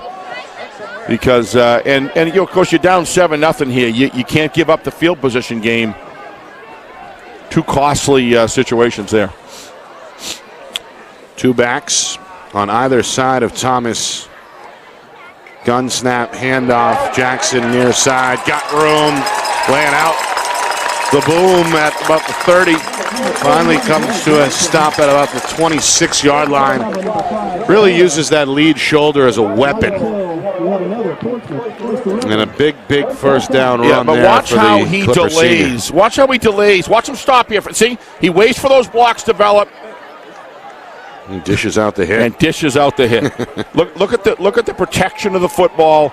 Just a very intelligent player. They go back to him. Yeah, steps out of bounds shy of the 17-yard line. Well, I've been saying that Portsmouth has had started to control the edge on a pretty regular basis right now. I thought the Red Raiders defensive ends did a good job at the beginning of the game, but right now they're getting pinned inside, and the at point of attack as well as downfield blocking for the Clippers has been superb. As a party, forced Jackson out of bounds after a 6-yard gain, 2nd down and 4. He is a good-looking athlete. Smith in motion, gun snap, back to Jackson. Up the middle this time, and tackled in the hole. Able to lean forward for about 2. Good stop there by his counterpart. Yep. Emmett Colby with the tackle. Watch how he comes through the hole, delivers the hit, releases the whole time. Excellent look at that. 5-finger, excellent work controlling the hit, delivering the hit, and controlling protection of the football. Meanwhile, an early timeout here. Well-trained running back. By Coach Hebert wants to get some things in order defensively here, give his guys a bit of a rest as the march is on here for the Clippers. 1st and 10 coming up in the red zone at the 16-yard line with 4.5 gone by here in the third quarter. Close games, how you come out in the beginning of the third quarter, Nick, is where you want to establish momentum. And Coach Pafford and his Clipper crew here is doing a great job of just doing that and using one of his marquee players to get it done. Good offensive line work as well. I guess that was an official timeout. So Spaulding still has all 3. Meanwhile, Smith. That's Smith. No, it's Thomas, the quarterback, on a design run. Able to go up the middle. Got a tackle there for Colby. Watch how quickly he gets through the hole. See, to me, this is what football at the high school level is all about. Just a terrific job. You got an athlete. You got 2 athletes that can run the ball like that. That's just great work. Pretty big hole, too. Yes. 5 minutes in. Never forget the trenches. Back to Jackson. Nice hunted down. It's Colby starting to put on a show here defensively. Well, he's the one that went on Thomas and made that tackle to save a touchdown last time. No one's going to shake his motivation. Terrific individual effort on the last 2 plays. Keeping them in the ball game here. That's just great tackling. The only way you're going to get him down is grab those legs, scissor them, and pull him down. Great work. Meanwhile, got a 3rd and 8 here coming up suddenly for Portsmouth as we near the midway point of the frame. Big individual effort right there. All right, they're going to send Thomas back under center. McLaughlin and Jackson split duo behind him. Smith tiptoeing in motion here to the near side. It's a 3-man front for the Red Raiders. Smith now slot near side. Snap coming from the near hash. They're going to roll out Thomas. He's in trouble, and he's going to be sacked beyond the 20-yard line. This Red Raider defense, Nick, they don't give up, and I give them all the credit in the world. Thomas a little frustrated right now. I think he wanted to get outside of, towards the hash mark to either to RPO or to kick. Or to kick. You got it. Smith's got a good leg, as we know. Meanwhile, Tavares, good job on the contain there. And he's spun down by Jackson Rupp. The junior gets credit for the sack. So 4th down and 14. Ball at the 21-yard line, which means, if my West High math is correct, it's about a 38-yarder. And that is in the range. It couldn't be too bad. It is in the range of Nick Smith. So I think that was Mrs. Anastas, though. Coach Pafford says, let's roll the dice here. Kick up. He's got a chance. It's in. Wow, a line drive that just barely cleared the crossbar by an inch or so. He's got a leg on him. That's a strong kick. We know about Nick Smith, one of their better lacrosse players, one of the best face-off men in lacrosse in the state.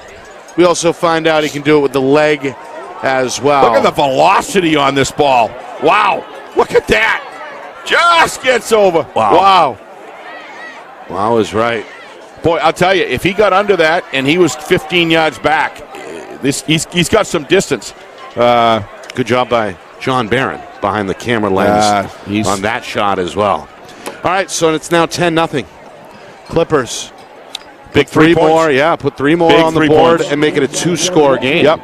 As we march down towards 5 minutes to go in this 3rd quarter. But the defense did not let them run in the end zone. Let's not lose sight of the fact this Red Raider defense is 8th grade. They've been on the field an incredible amount of time during this game, Nick, and they don't give up. So give a lot of credit to them as well. Coach Eben's got his defensive crew and defensive system well in place here. It's just the offense has got to catch up on execution.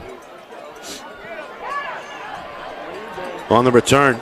Colby up the middle. That's how you want to run. Still going at the 40. Run right at him.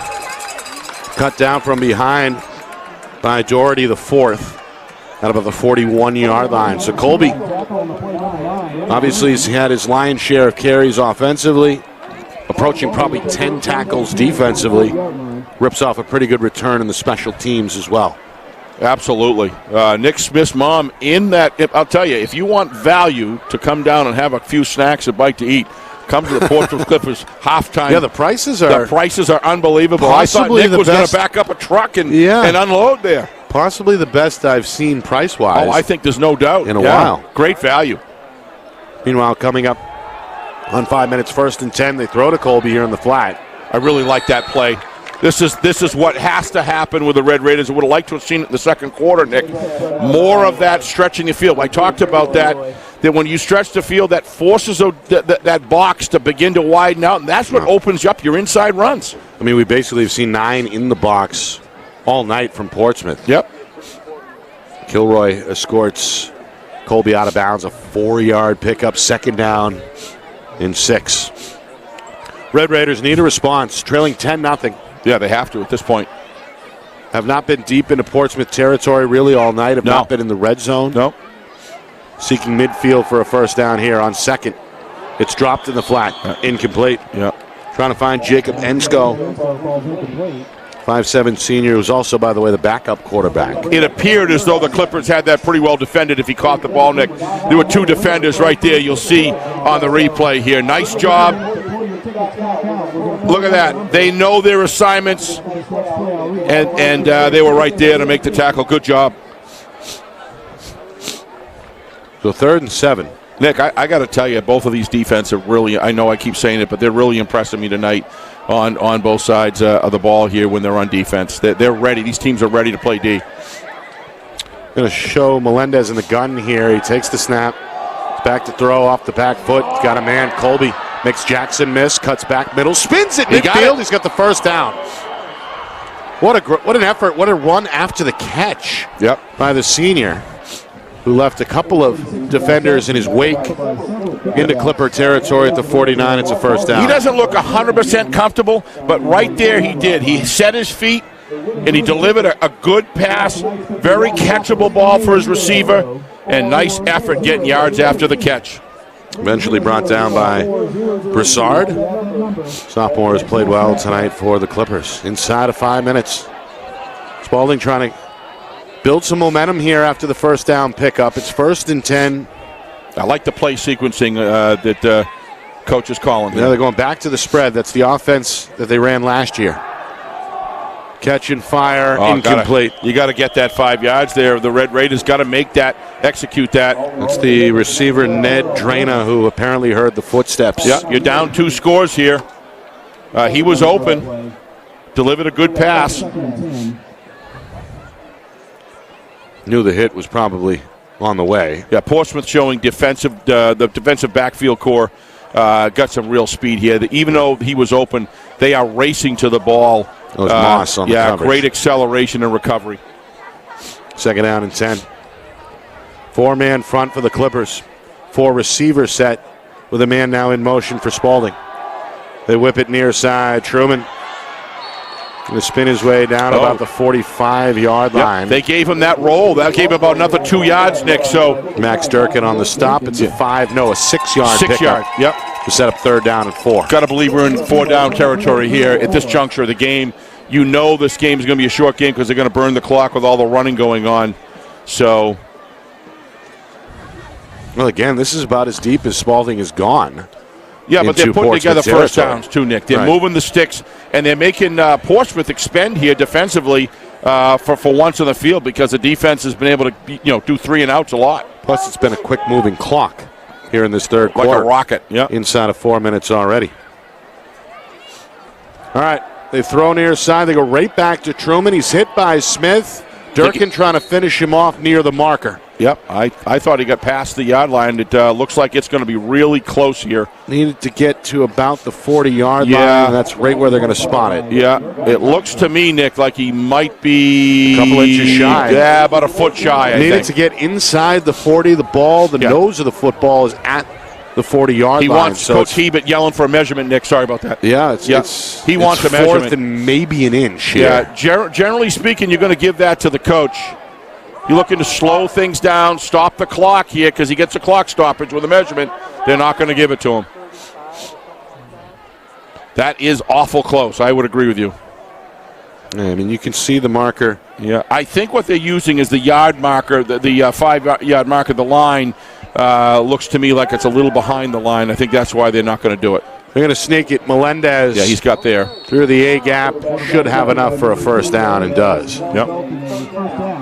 So the drive continues as we move towards 2 minutes, 3rd quarter. The offense seems most comfortable so far of the 3 offenses we've seen, the power eye, the double wing, and now the spread, Nick. They seem most comfortable in the spread. We got an injured player down. Can't tell. Looks like 56, is it? Yeah, that's not good. That's Charlie Turner. 2-way starter on both the offensive and defensive line. Yeah, you're never good when they don't. I think she may be telling him, the EMT may be telling him to get down, to stay down. But he's obviously, when they move their legs back and forth like that, actually the way he's moving his hips, he's going to get up. So that's a positive.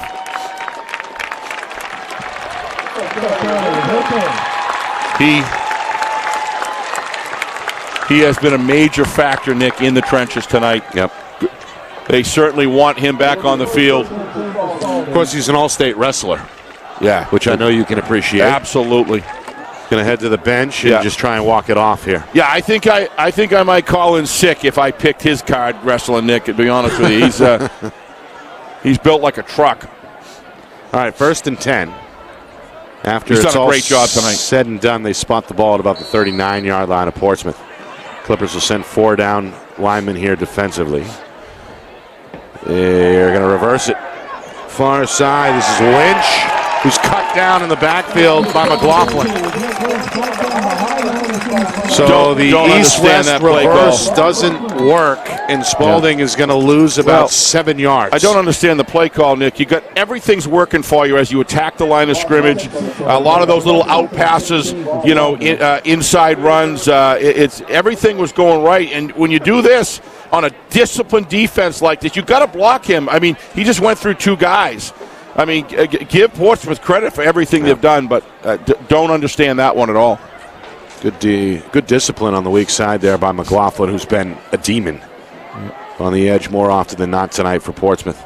Second down and 16, 100 seconds to go. Third quarter, Melendez going to air it out. Toss up, incomplete. Overshoots the target down that far sideline, trying to hook up with Drana. Incomplete. Good job staying with him step for step by the defensive back, Husky. It'll be third down and 16. Yeah, you call a reverse like that, Nick, when they're over-pursuing the play. So you wait for the defense to start biting, the backside cornerback, start biting down, chasing the play, and leaving his assignment, leaving his discipline post. And then at that point, it tells you it's time to run a reverse, and there's a good chance you're going to get some serious yardage out of it. But this defense has been perfectly based and disciplined. I don't understand why you make that call. Going to have to go to the air here, I think, on third and 16. Melendez again going to throw one up. Looking for a jump ball downfield. It's incomplete. Bracket coverage there, trying to hook up with Truman. Just not open. He's got an arm, but fourth and 16 now. You just got a defense that's just hitting the assignments A1 every single time. But when they started spreading the field wide and getting those short passes, Nick, and especially into their best runners' hands, it was very effective, and they were moving the ball very, very well. But all right, they're going to punt. First punt of the second half here.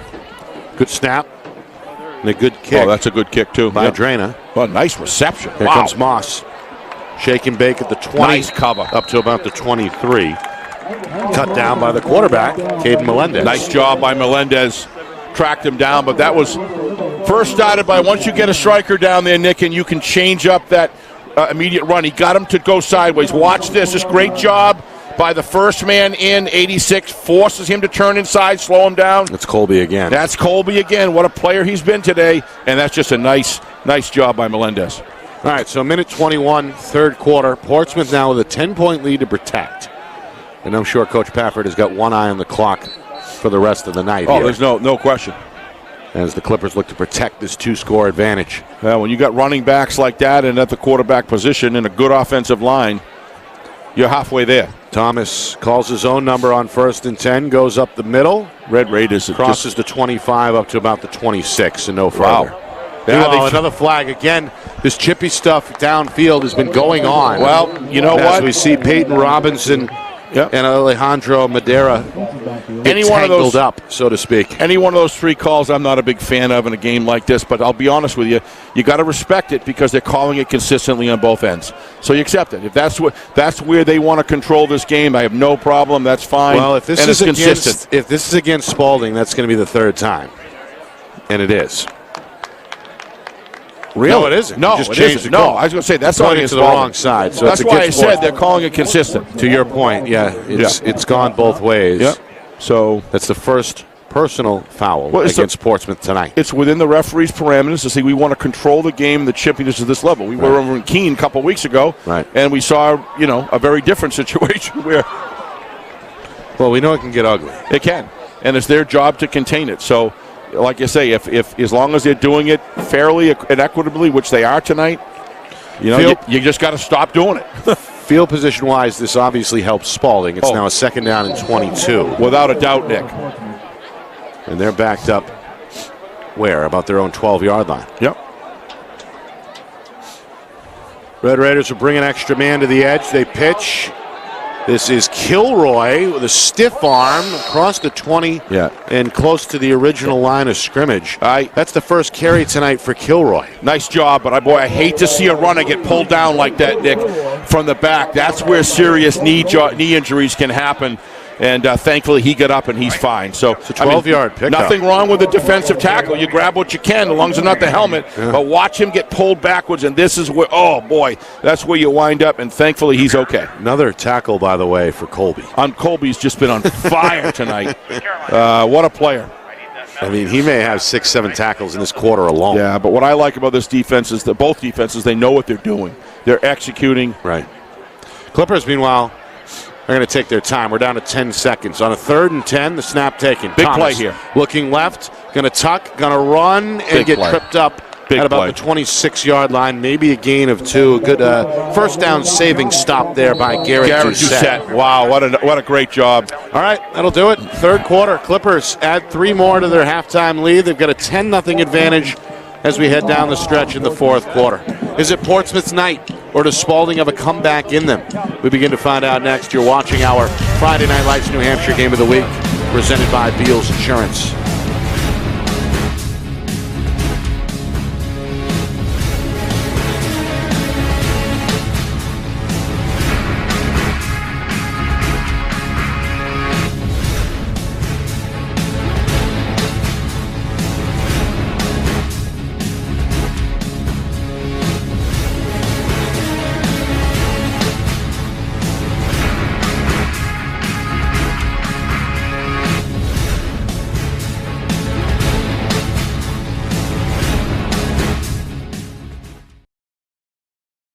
Our broadcast today, as it always is brought to you by Beals Insurance Agency, with locations now in both Bedford and Londonderry. Whether you need home, auto, or business insurance, Beals Insurance will get you both the price and quality coverage that's right for you. Just call 603-471-9999 or visit BealsInsurance.com to request a free quote and start saving money today. Again, that's BealsInsurance.com. Back here in Portsmouth, Nick Anastas, Steve Beals with you. It's our Friday Night Lights New Hampshire Game of the Week, presented by Beals Insurance. It's been a good one. It had a scoreless first quarter, 20-yard hookup from Portsmouth quarterback Aiden Thomas to Angus Moss, accounted for our first half scoring. Wow, Meanwhile, a great job here on a muff snap. Tucker Husky, who's been putting on a show tonight. He is a money player. Lucky to get that one off. Meanwhile, Colby able to get to it for Spaulding and set up the Red Raiders with good field position here at their own 46-yard line. So we had a 7-0 game at halftime, and then a 38-yard field goal from Nick Smith that just barely cleared the crossbar. Look at that. Wow, accounted for the third quarter scoring, and again, Portsmouth able to avoid a disaster there based on the good special teams work from Husky. So yeah, he deserves a discussion tonight about really effective, one of the major effective players in this game. He pinned Spaulding twice in the first half inside their own 5-yard line. Yeah, Coach Paffer's special teams are on cue here tonight. Meanwhile, Melendez on 1st and 10. Wow, going to find room and sneak his way up to midfield for a 6-yard gain. Jackson on the stop. Clock beginning to tick here in the first minute of the 4th quarter. So far, this team seems to, as we were talking about earlier, Nick, watch this run come up the middle. Got a nice block there. Good seal block by he's behind number 62. Looks like 54. I think, 54. What a great block. That's Hunter Patch. Hunter Patch, terrific job. Sophomore.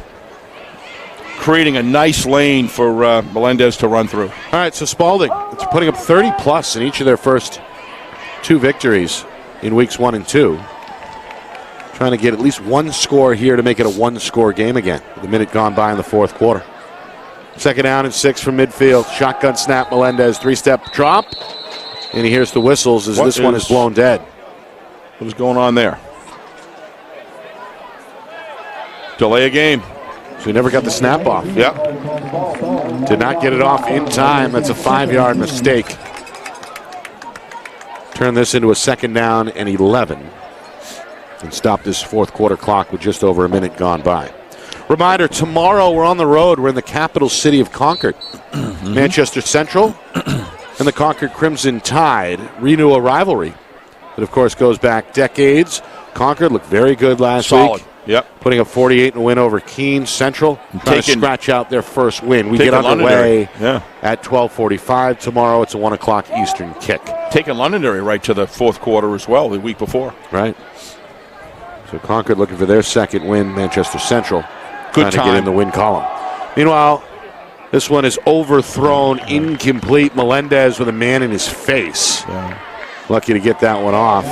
Pressure again from Charlie Turner, who's back on the field. Good to see, but the senior playing with an obvious limp is going to check out here and make his way back to the home sideline. Yeah, he did everything he could to get back in the game, but you don't want to make it worse. Yeah, you may want to rest him no matter what, because he is a big part of this football team in the trenches.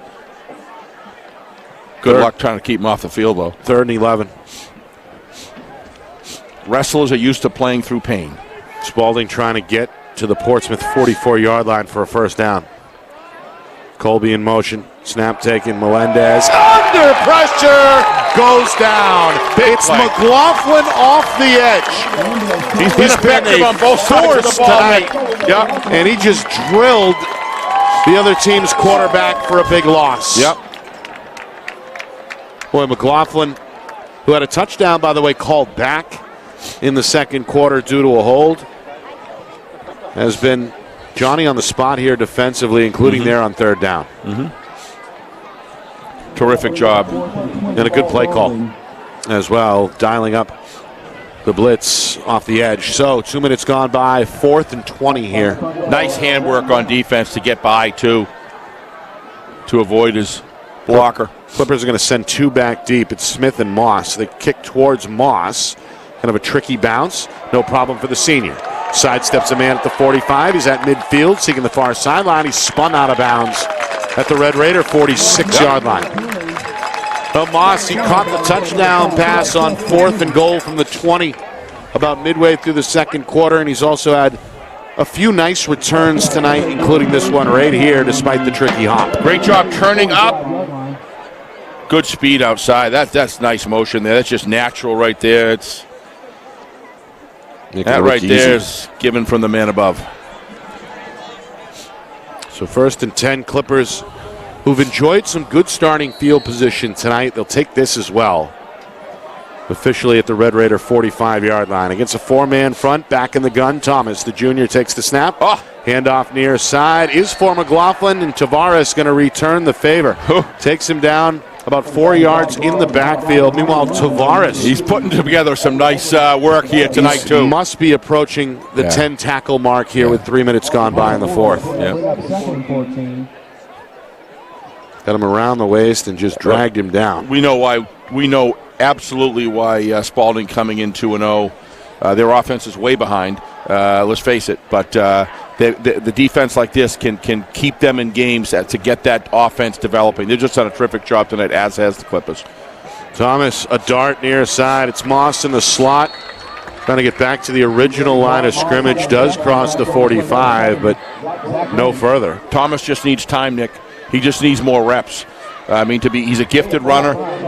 He's a little uncomfortable sometimes when he sets back, but he's got the gifts. And he just needs some time. His second varsity start. It's really this the junior started week 1 against Exeter. Absolutely. Sat out last week with a wrist injury in the win over Winnicott. Has played well tonight. As this clock moves towards. He's been inexperienced at times, but you expect that in this situation. 3rd and 10. Going to throw on the run. Nice He's got job. Jackson for a short gain near side, pushed out of bounds at about the 40-yard line. Still going to be about 5 yards shy, so a 4th and 5 on the way. My sense, Nick, is he's watched this. He's more comfortable. Watch this.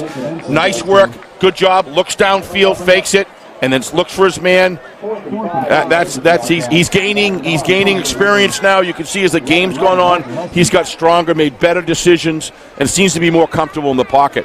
You put that together with that running back and offensive line, this offense is going to get stronger and stronger every week. Meanwhile, Red Raiders will take it. The defense forces a stop. They stop the clock with 4 minutes gone by. It's a 4th and 4. And likely a punt on the way here from Tucker Husky, who's been excellent tonight. He has pinned Spaulding twice inside the 5-yard line. This one, though, is dead before it begins. Flags and whistles here. as we see movement early, and a false start is going against the Clippers. Looks like the right side there. Someone on the right side move. Coach Chuck Roberts, right? I mean, Coach Chuck Roberts. Official. Referee Chuck Roberts right on it. And, officials are kind of coaches, too, in a way. But in this particular case, nice call right on it. They're out there working with the guys, and Spaulding will take that as well. Yep, they sure will. 4th and 10 now. It's a good snap. Husky with another boomer. Fair catch by Truman Bobble, but he pulls it in at the 15. Yep. And that is where Spaulding will Very seldom here. Spaulding has had good field position to work from, Nick. We had a couple in the 40 and stuff like that. But overall, they've been back inside their 20, 5-yard line 3 times now. And that's just, on a running offense, that's just difficult to. But special teams with Portsmouth and defense of Portsmouth, to me, are solid as a rock. Defense of the Red Raiders is solid as a rock. Yep. They got to work on the other 2 phases of the game, I think, a little bit. Their kicker's got to develop a little more range, and they got to get downfield a little more, but defense is solid. We'll see what the offense can do. Melendez in the gun. 4 minutes in, 4th quarter, 1st and 10. Trying to escape the pocket. Won't. He's sacked.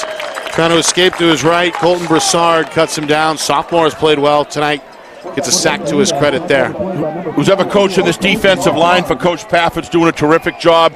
Watch the vision here. He never, ever stops. Look at the vision on number 54, right? 54. Eyes up, hats up the whole time. Never stops following. Look at that. That's all because he maintains vision the whole time, watching the play as he's aggressively pursuing. Good job. Shed Jackson Rupp, the blocker there. Meanwhile, this one incomplete. Melendez overshoots Lynch, the target. And now a 3rd down and 15 on the way. Well, remember, this game, Steve, could still be 0-0 if you think about it. It was 4th and goal from the 20. I couldn't agree with you more. When Portsmouth scored their touchdown back in the 2nd quarter, and then the 38-yard field goal in the 3rd. Absolutely. Cleared the crossbar by maybe an inch. Yeah, that's true, but that stands. But that play, defensive play, it looked like he overran that defensive coverage a little bit. And just kind of I don't want to say nonchalant, just kind of didn't think the ball. He thought the ball was going to the ground, but that receiver put in that second effort, never gave up on the ball, and that's what happened. That's the big difference in this game right now. Yeah. 3rd and 15.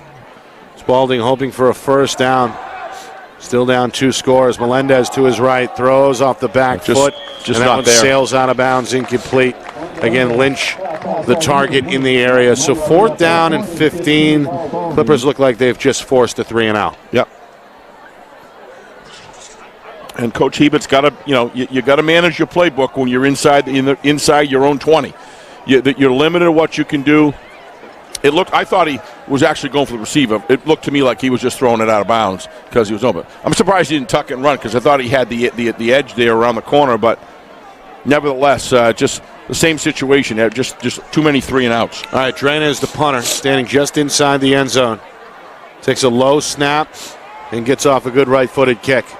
Ready on the return is Smith to the 30, far sideline, 25. It's a field position game here. Tackle by Melendez. Yeah, this is all field position, Nick. Special team, work on the Clippers has just been outstanding. Whether it's a kick return, whether it's a punt return, whatever it is, special teams has done. Kickoff coverage, outstanding. And it's been an apparent advantage, without a doubt, field position-wise for the Clippers, really in the first half, and again here in the second half, as they'll begin at the 25-yard line, the Red Raider 25. Heavily driven by great special teams playing the kicking game. Hoping to maybe put this one to bed and make it a 3-score game. We're at 5 minutes gone by already, 4th quarter. Thomas with both McLaughlin and Jackson with him in the backfield. The handoff is not going to go for much. Jackson lucky to get back to the line of scrimmage. Again, Doucette in on the stop there for Spaulding. No gain, 2nd and 10. However, that clock resumes as we now are on the way towards the midway point here in this 4th quarter. Yeah, I'm just wondering, is Charlie Turner back in the game? I don't see number 56 on the sideline here. I'm assuming he's back in there. Blitz up the middle.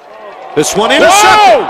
Picked off in the flat. It's Lynch. Lynch in a foot race. Jackson trying to catch him from behind, and he won't. What Lynch a with turn a of a pick pick six. Holy Touchdown, Spaulding.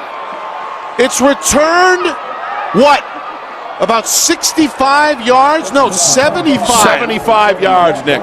Intercepted in the flat. Lynch off to the races, and all of a sudden it's 10-6 midway through this fourth quarter. Well, if your offense is struggling, sometimes the defense has got to pick up and make plays, and that's exactly what happened. What a terrific one-handed grab, brought it down, and then he just opened up the throttle. Great effort coming back. I couldn't tell who that was by Jackson. Great effort. That just shows you it's never over. And defense is so critical. Oh, they're going to do the swing and door, Nick, your favorite. Timeout, Portsmouth. Defense wants to get on the same page here. Spaulding's extra point try on the way, trying to make this a 3-point game following that interception. I thought Jackson had a chance to close it, Nick, and then once it straightened out, he was able to maintain that separation. What an interception. What an interception. Yeah. Able to read the play and then pull it in. This Red Raider defense is for real. We've been saying it all game, and it just continues to build. Coach Hebert's got something here, regardless of what happens, the outcome of this game. Coach Hebert knows that he has a contender defense, because this Portsmouth Clipper team is a solid football team he's playing tonight, and it takes a big play like that. So we'll see what happens. Defense trying to help out the offense. Yep, they has to. It just takes a while to get going. It's not really sinking yet. But a play like that can change the dynamic of a game. All right, so Portsmouth, they call their first timeout. It's the first timeout either way, and now Spaulding, after showing the swinging gate look, is going to go for 2 in a regular set. They pitch. I think that's Truman. Not going to get it. Nope, trying to find room. So that's a big stop by Portsmouth. Clippers just flood the zone. So, Coach Pafford. Credit there, hang on, Steve, for Fletcher Miles, the junior, the last man up from the tackle. So it's a big stop on the 2-point conversion for Portsmouth. They maintain a 10-6 lead here, just shy of the midway point, fourth quarter. Coach Pafford called that timeout. I couldn't agree with that more. That was a great timeout to take. He got his defense, gave him a little bit of a rest, got him, everybody online there, when they stop it like that, you got to believe that's the important time of the game to be able to think about, when am I going to use my timeout? I'm ahead. We got 6 minutes left. I'll still have 2 left after that. I really like that call. Just an unbelievable play. I'm still baffled. You're talking about the defensive touchdown? About the interception. Oh, yes. Yeah, I was just talking about Coach Pafford. Sure. Getting his defense set. The momentum had shifted. You got to slow it down. Okay, guys, this is what we want to do. They're going to go for 2. It's a critical stop. Get your troops in line. Good job. But the turn of events is staying calm even when things go rough. Turn of events has really added some drama here for the final 6:23. It looked like Portsmouth was on their way to maybe making it a 3-score game. Instead, it's a 4-point advantage. Well, that's a tough disadvantage. If you're in a situation like that where you really want to just get that point, so you're within you must not have a lot of faith in the kicking situation. Right. So, all right. Melendez ready to go here. And kick this one short.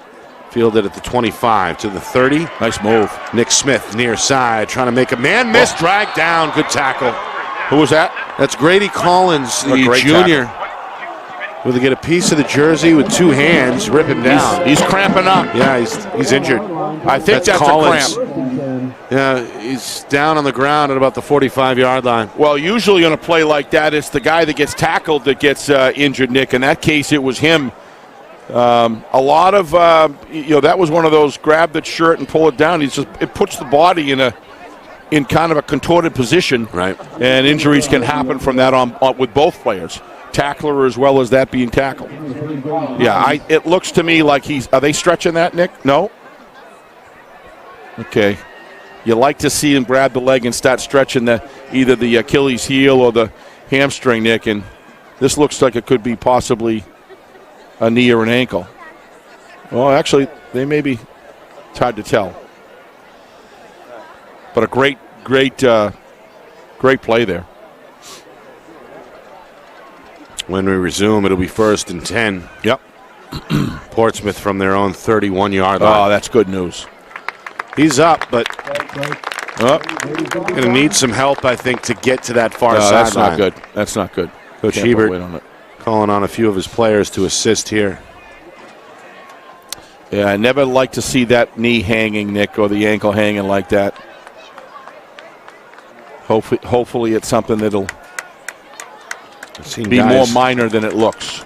Seen guys get banged up now both ways. Collins for Spaulding. Of course, Turner in and out here after an apparent lower body injury earlier. Kind of interesting, Portsmouth. Nick. Yep. Did you see that? He got up and he started running for about 20 yards, and then all of a sudden something went there. So I don't know if it was.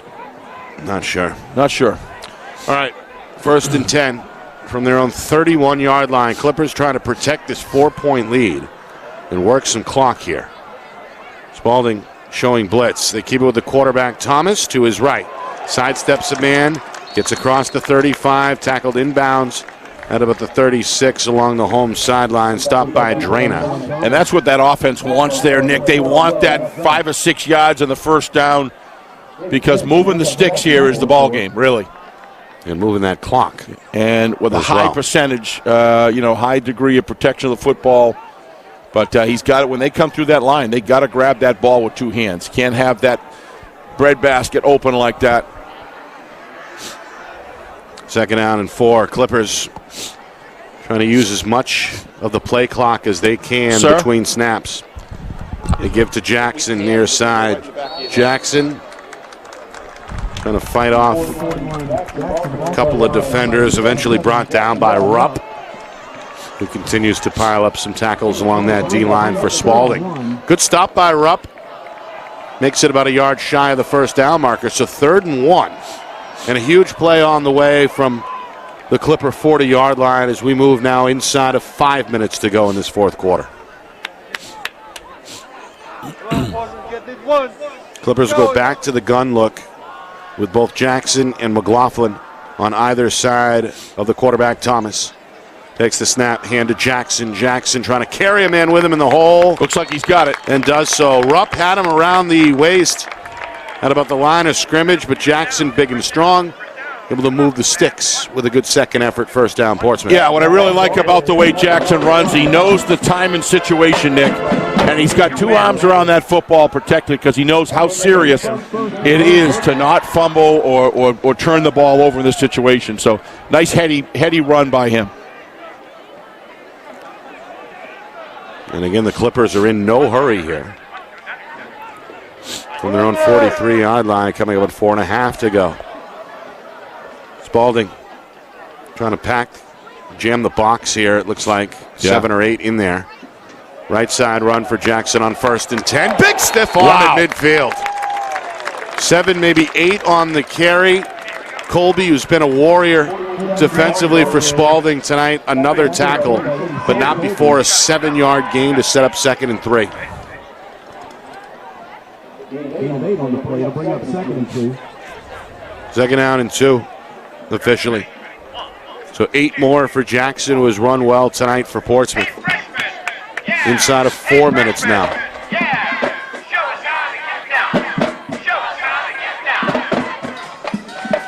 That's interesting, huh? I think that's the band leader trying to fire up the home sideline. Meanwhile, McLaughlin. Big defensive play there. Stopped in the backfield, 2nd effort. Gets him back to midfield, but it's still a loss of 1. And now a 3rd and 3 on the way after the stop from Jacob Enskog. Watch this hit through the middle here. Just a great job knifing through the line, standing square. Excellent form tackle right there. Yeah, Colby in on the spot again. Big surprise. Meanwhile, the Clippers are just draining the clock here. Already 3 minutes gone by on the drive. 3rd and 3 from the 50. Spaulding needs a stop. Thomas a gun snap. Runs to his left. In trouble. Dropped again by Enskog. The ball's out. Got it. And he's got the football. Got it. What a heads-up play to grab the football. Red Raider ball. We got ourselves a game right here. Jacob Ensko able to pry it loose and then pounce on the recovery. And just bear in mind, Nick, I don't know if I'm on or not here. It comes with just inside of 3 minutes remaining. As you can see, Thomas still only covering that ball with one arm. Goes down to the ground. What a heads-up play. And it comes loose. Ensko is on it. Clippers put it on the turf 3 times in the first half. Were able to recover all 3. But now here in the fourth quarter, an interception. And now a lost fumble in Clipper territory. Shotgun snap, 1st and 10 throw. Melendez has got Colby along the near sideline. He's going to step out of bounds close to the 35-yard line. That is about 2 yards shy of the first down. It's an 8-yard pickup, 2nd down and 2. And they got 3 timeouts, Nick, left, if I'm reading the board correctly. So I don't know if you said that earlier, but that gives them a lot of opportunities to control things here. Nice pass, by the way. Good route. He does very well. The short passes have been pretty much working better than 50% of the time. Yeah, put it with some touch there. Yeah. Where only Colby could catch it. And the spread has provided them with most of their production. 2nd down and 1. Colby in motion. Melendez throws into the flat. Truman with the catch in traffic. Trying to bounce it outside. Looking for the 20-yard line. Cut down around the 21. It's a 1st down. The speed of Portsmouth recovery. I thought he was going down to the goal line, Nick, on there outside, and that great recovery speed. We'll see who that was. I think it was Nick Smith. Yeah, Nick Smith. It's a gain of 14 as you see Smith get him. That's terrific work. Below the knee. Yep. Spaulding, bang, bang. Now threatening to take the first lead of the night. 2.5 to go in the fourth quarter. What a game. Knocking on the door of the red zone. It's 1st and 10 from the Clipper 22. Melendez in the gun, slings it right side. Catch and tackled immediately. I believe that's Lynch over there on the far sideline. I think you're right, Nick. But the speed and recovery of this Portsmouth Clipper defense has been tremendous. It looks to me, Nick, like things are spreading out here just a little bit. I don't know if you can hear me or not. Yep. Things are spreading out here on the splits of the defensive line, and might be a good opportunity here with 1:54 left. Do a couple inside runs because there's some lanes there if they block well. Back to the air. Looking end zone. Leaping, but unable to pull it in is Truman. Good defensive play. And a nice pass, too. They put it on target, but again, a better defensive play there at the last minute. Sure was. Nice effort there. So we get another look there. Again, Smith in the area may have timed that one perfectly. Smith on the inside there. Got a little bit of it. It's an outstanding defensive play. 3rd and 8. Knew he had to turn back, Nick, to make it, to get the vision to be able to knock the ball down, but got himself in position where he could do it.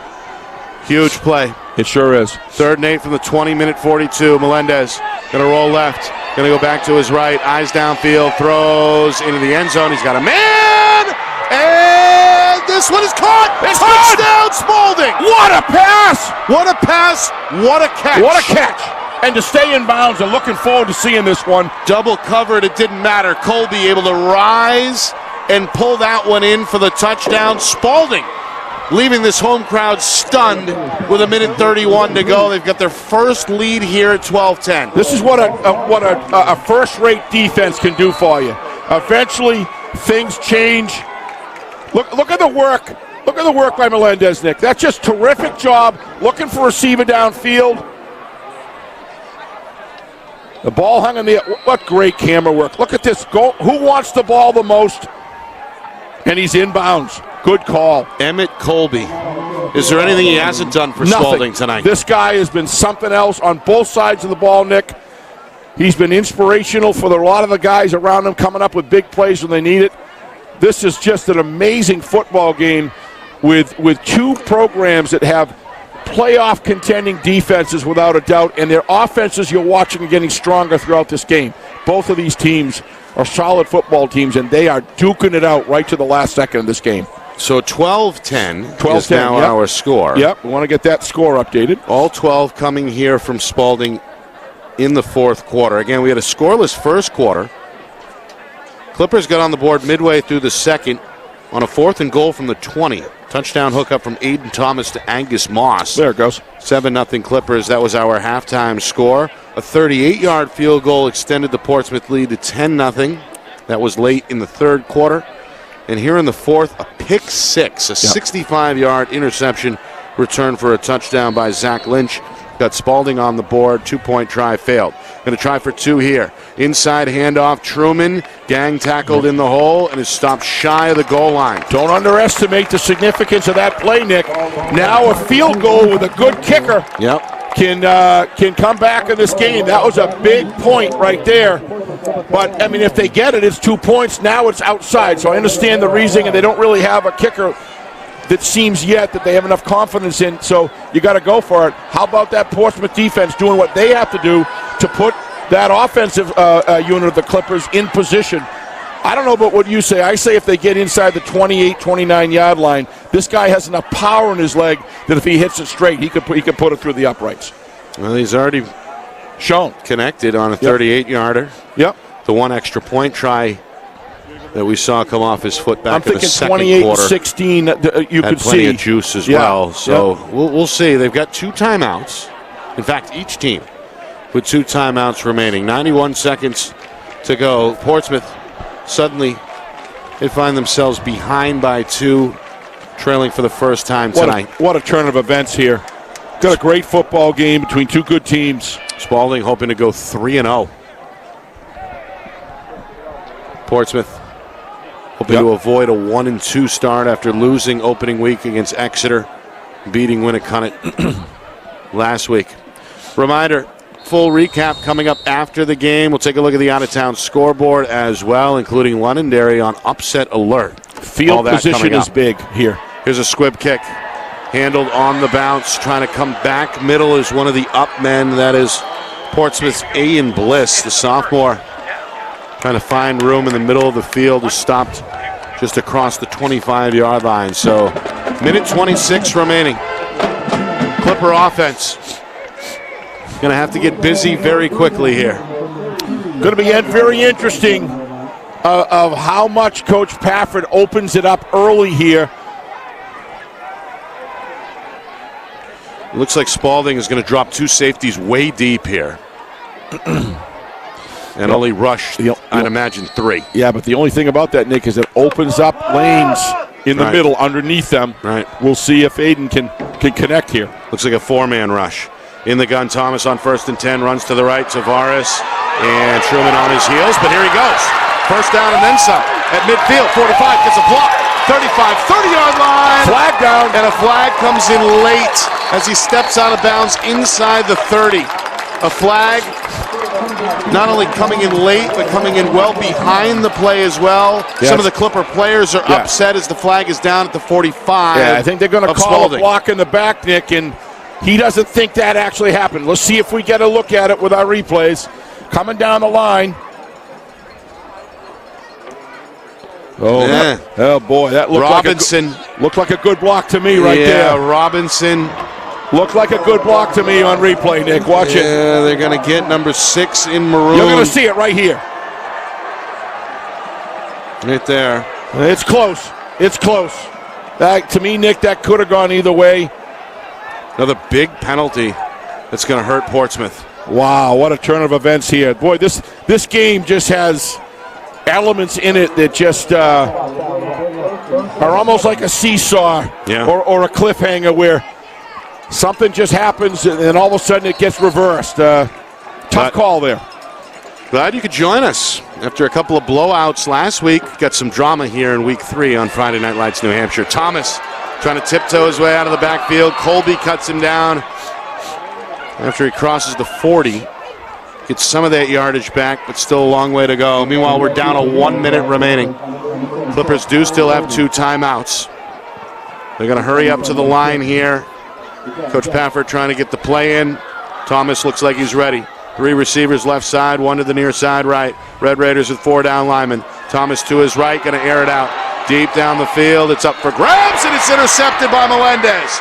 Melendez Going to celebrate on that far sideline after stepping out of bounds at about the 43-yard line with just 38 seconds remaining. This Red Raider defense just doesn't quit, Nick. They've been Spaulding now all game. in a position to possibly run out the rest of this clock. And people filing out here on the home side. What a fourth quarter for Coach Hebert's Red Raiders. Spaulding 0-9 a year ago. They didn't score their first points of the season until week 8. Shut out through 3 quarters here tonight. Defense makes a play with the big pick 6. Defense makes another play to make the fumble. Touchdown hookup in the final 2 minutes gave the Red Raiders their lead.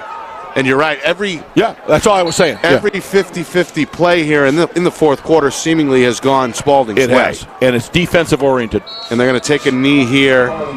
Portsmouth again with 2 timeouts. I don't know if Coach Pafford wants to use them or not. Either way, Spaulding can run out the clock. I don't know about you, Nick, but it appears to me at least that Melendez's best maturity as far as of the 3 offenses they run, he seems to seem more comfortable in the spread. And as they went with it started. And I give Coach Hebert a lot of credit. Say, we're going to keep going until we find the offense that's working for us. And he just seems more comfortable in that position. Threw a nice ball in the end zone. Came alive in the fourth quarter. Yep. And that's when the Red Raiders needed him most. Comes up with the key interception to seal the deal as well, and that will do it. Spaulding on the road. What a game. Scores the final 12 points of the game in the fourth quarter, and they get their 3rd win of the season by a final score of 12-10. Unbelievable, Nick. It just shows you defense is the essence of football when you're playing a very evenly matched team. It's usually the defenses that make the difference. And in the fourth quarter, it was pretty even defensively. You got to give them credit. Both teams did a terrific job. I'd say it was even. But the defense just came up with big plays in that fourth quarter, to your point. Yeah. And that interception, and then to cause that fumble in the backfield. Never giving up, doing all the things necessary to give your offense a chance to win the game, and they did just that. Heck of an effort both ways. Both ways. Both these teams have got to. This is a great game, and it really exemplifies what's going on in these 2 programs. Yeah. Spaulding, I think, really solidified the fact that they got to be great job here. They got to be taken seriously here moving forward after a comeback, full 48-minute effort. They get the win 12-10. Tough one to swallow for Portsmouth, as they seemingly were ready to take a 3-score lead midway through that fourth quarter. It sure seemed that, didn't it? When that pick 6 occurred. It just seemed like they had the momentum in hand. But when a defense plays with that sort of emotion, they never looked at the scoreboard, Dick. They didn't care. The idea was, I've got this next play in front of me where I can do something for my football team. And, it wasn't 1 or 2 guys that stood out. 1 or 2 guys were leaders, and they were big playmakers, but it was a very broad-based defensive effort by both of these football teams. But in the fourth quarter, the Red Raiders defense really, really shined. All right. When we come back, full post-game coverage. We'll recap this one in its entirety. Stats, highlights, analysis, plus, of course, an out-of-town scoreboard watch. Londonderry giving all they can handle from Wyndham at last look of the Lancers on upset alert. Now, you got some scores for us, right? Of course. All right, just checking. We find out in just a few minutes. 12-10 the final. Spaulding, a come-from-behind win. You're watching our Friday Night Lights New Hampshire Game of the Week presented by Beals Insurance.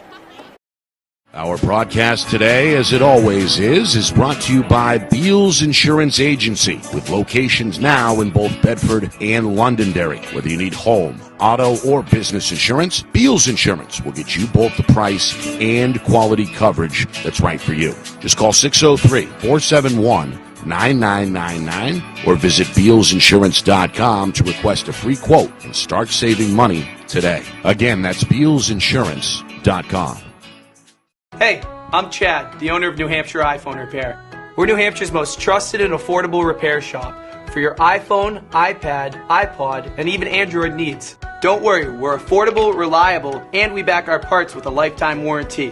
And you know what the best part is? No, what? We can repair your phone while you wait. I know, that's why I'm here. Oh, I know, Mrs. Green. Here's your iPad, good as new. Bring your phone into New Hampshire iPhone Repair today. The New Hampshire Tomahawks promote the highest level of club lacrosse competition, not just in the state, but in the country. Looking to get recruited? Director Chris Cameron keeps an open dialogue with the nation's top college lacrosse coaches. Over 400 New Hampshire Tomahawks alumni have played at the college level, including the ACC, Big East, Big Ten, Ivy, NESCAC, NE10, and more. New Hampshire Tomahawks coaching staff has over 100 coaches, including current high school varsity and college coaches. The Tomahawks offer training for players of all ages, clinics, camps, and leagues, along with spring, summer, and fall elite teams. So play with the best. The New Hampshire Tomahawks, showcase and development for college lacrosse. Visit NewHampshireTomahawks.com and girls.nhtomahawks.com.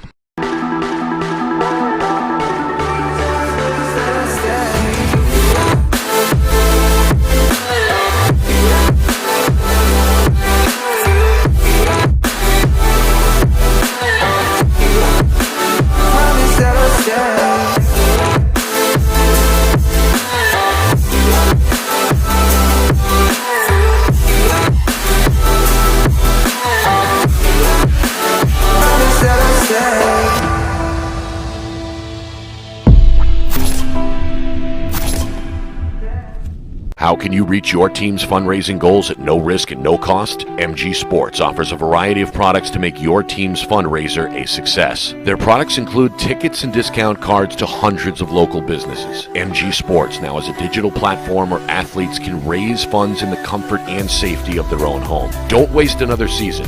Raise more funds than ever before and become another football program in New Hampshire that sets fundraising records every season. MG Sports, fundraising made easy. Visit mgsportsfundraising.com to start raising money for your team today.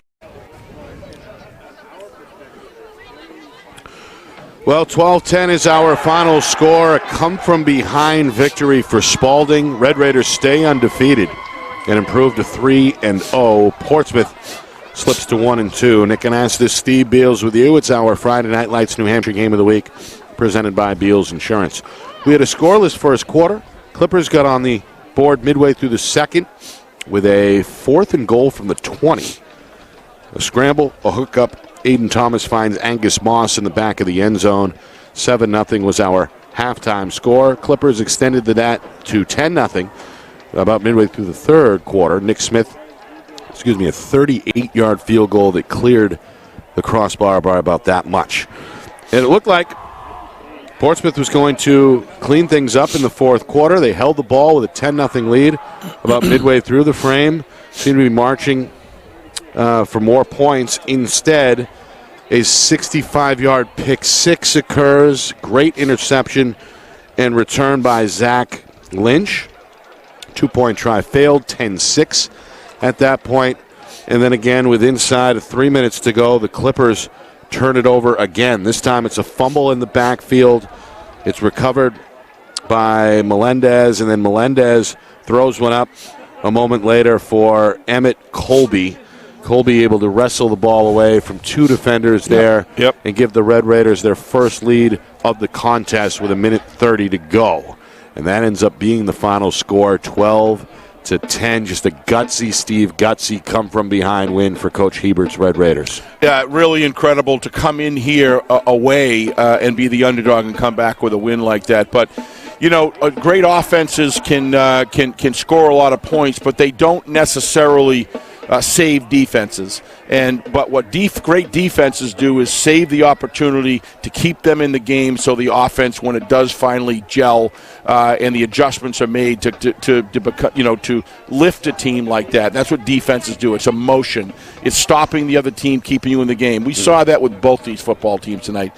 And I'll say both of these coaches ought to be very proud of their football teams in so many ways, because when you put together the execution, Coach Pafford, in my opinion, won two phases of this game if you look at the game in its entirety. But what the Red Raiders did is their defense was so impactful, and they made the big plays in the fourth quarter. And when you make big plays in the fourth quarter and you're able to keep your team in, and I got to give Melendez a lot of credit. The way once they started running that spread offense, Nick, he just got better and better and better and got more. You could see he was more comfortable. And the team seems to have that in their DNA with that sort of approach offensively, and they had just enough to get it done. But never would have happened without two incredible defensive turnovers that were done by unbelievable effort, second and third effort, right to the whistle. got to shout out Emmett Colby as well. What a player. Lost track of how many tackles he had tonight defensively for Portsmouth. Of course, Cole McLaughlin was another standout tonight for Portsmouth as well. All right, Steve, at last look, defending champion Londonderry had their hands full with Wyndham. They trailed by a score of 14-10 with 2 minutes to go in the first half. However, Londonderry has come alive in the second half, and now with a few minutes to go in the fourth quarter, they lead 30-14 over Wyndham. One of the best coaches to make adjustments in the second half. Hard to beat Jimmy Lozon. All right, North, this is the final, 28-14 over Keene. Titans are now 3-0, and will face Nashua South in the Battle of the Bridge next week. Yeah. No, not at all. And then Exeter, big win over Salem. That's a final as well, 35-15. The Blue Hawks are 3-0. Strong.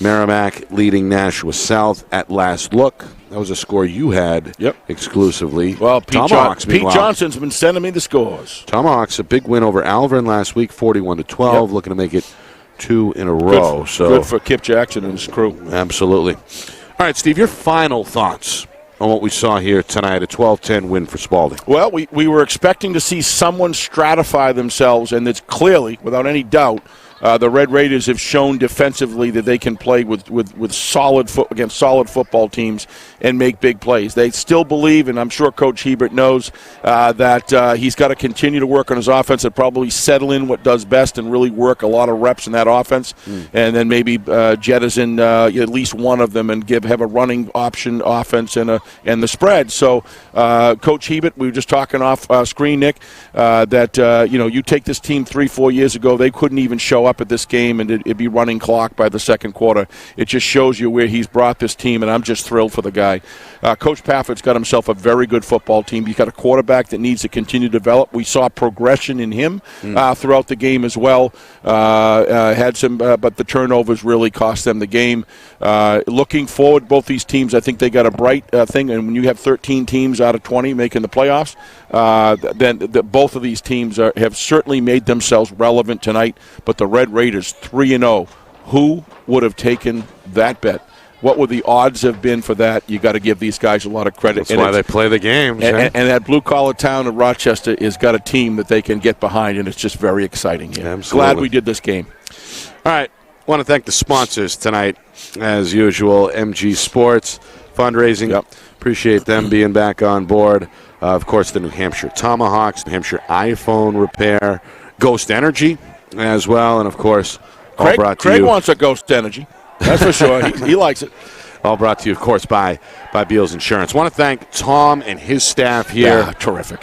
The AD of the year, and showing you why tonight, making it very easy for us, and obviously Portsmouth, their booster club, everybody does a great job putting this event on every other weekend. So we appreciate Tom and his staff. For our Friday Night Lights, New Hampshire crew, that includes the three-headed monster, Craig Incardoni, John Barron, and, of course, Kristen Beals. Terrific Appreciate job. them. The man behind the curtain, back in the Beals Insurance Studios, our director, Ben Beals. For my partner, executive producer, Steve Beals. My name is Nick Anastas, saying so long. Final score, final time, Spaulding 12, Portsmouth 10. We'll see you tomorrow afternoon in Concord when the Crimson Tide play host to Manchester Central. That game gets underway at 1 o'clock Eastern. This has been a presentation of our Friday Night Lights New Hampshire Game of the Week, presented by Beals Insurance.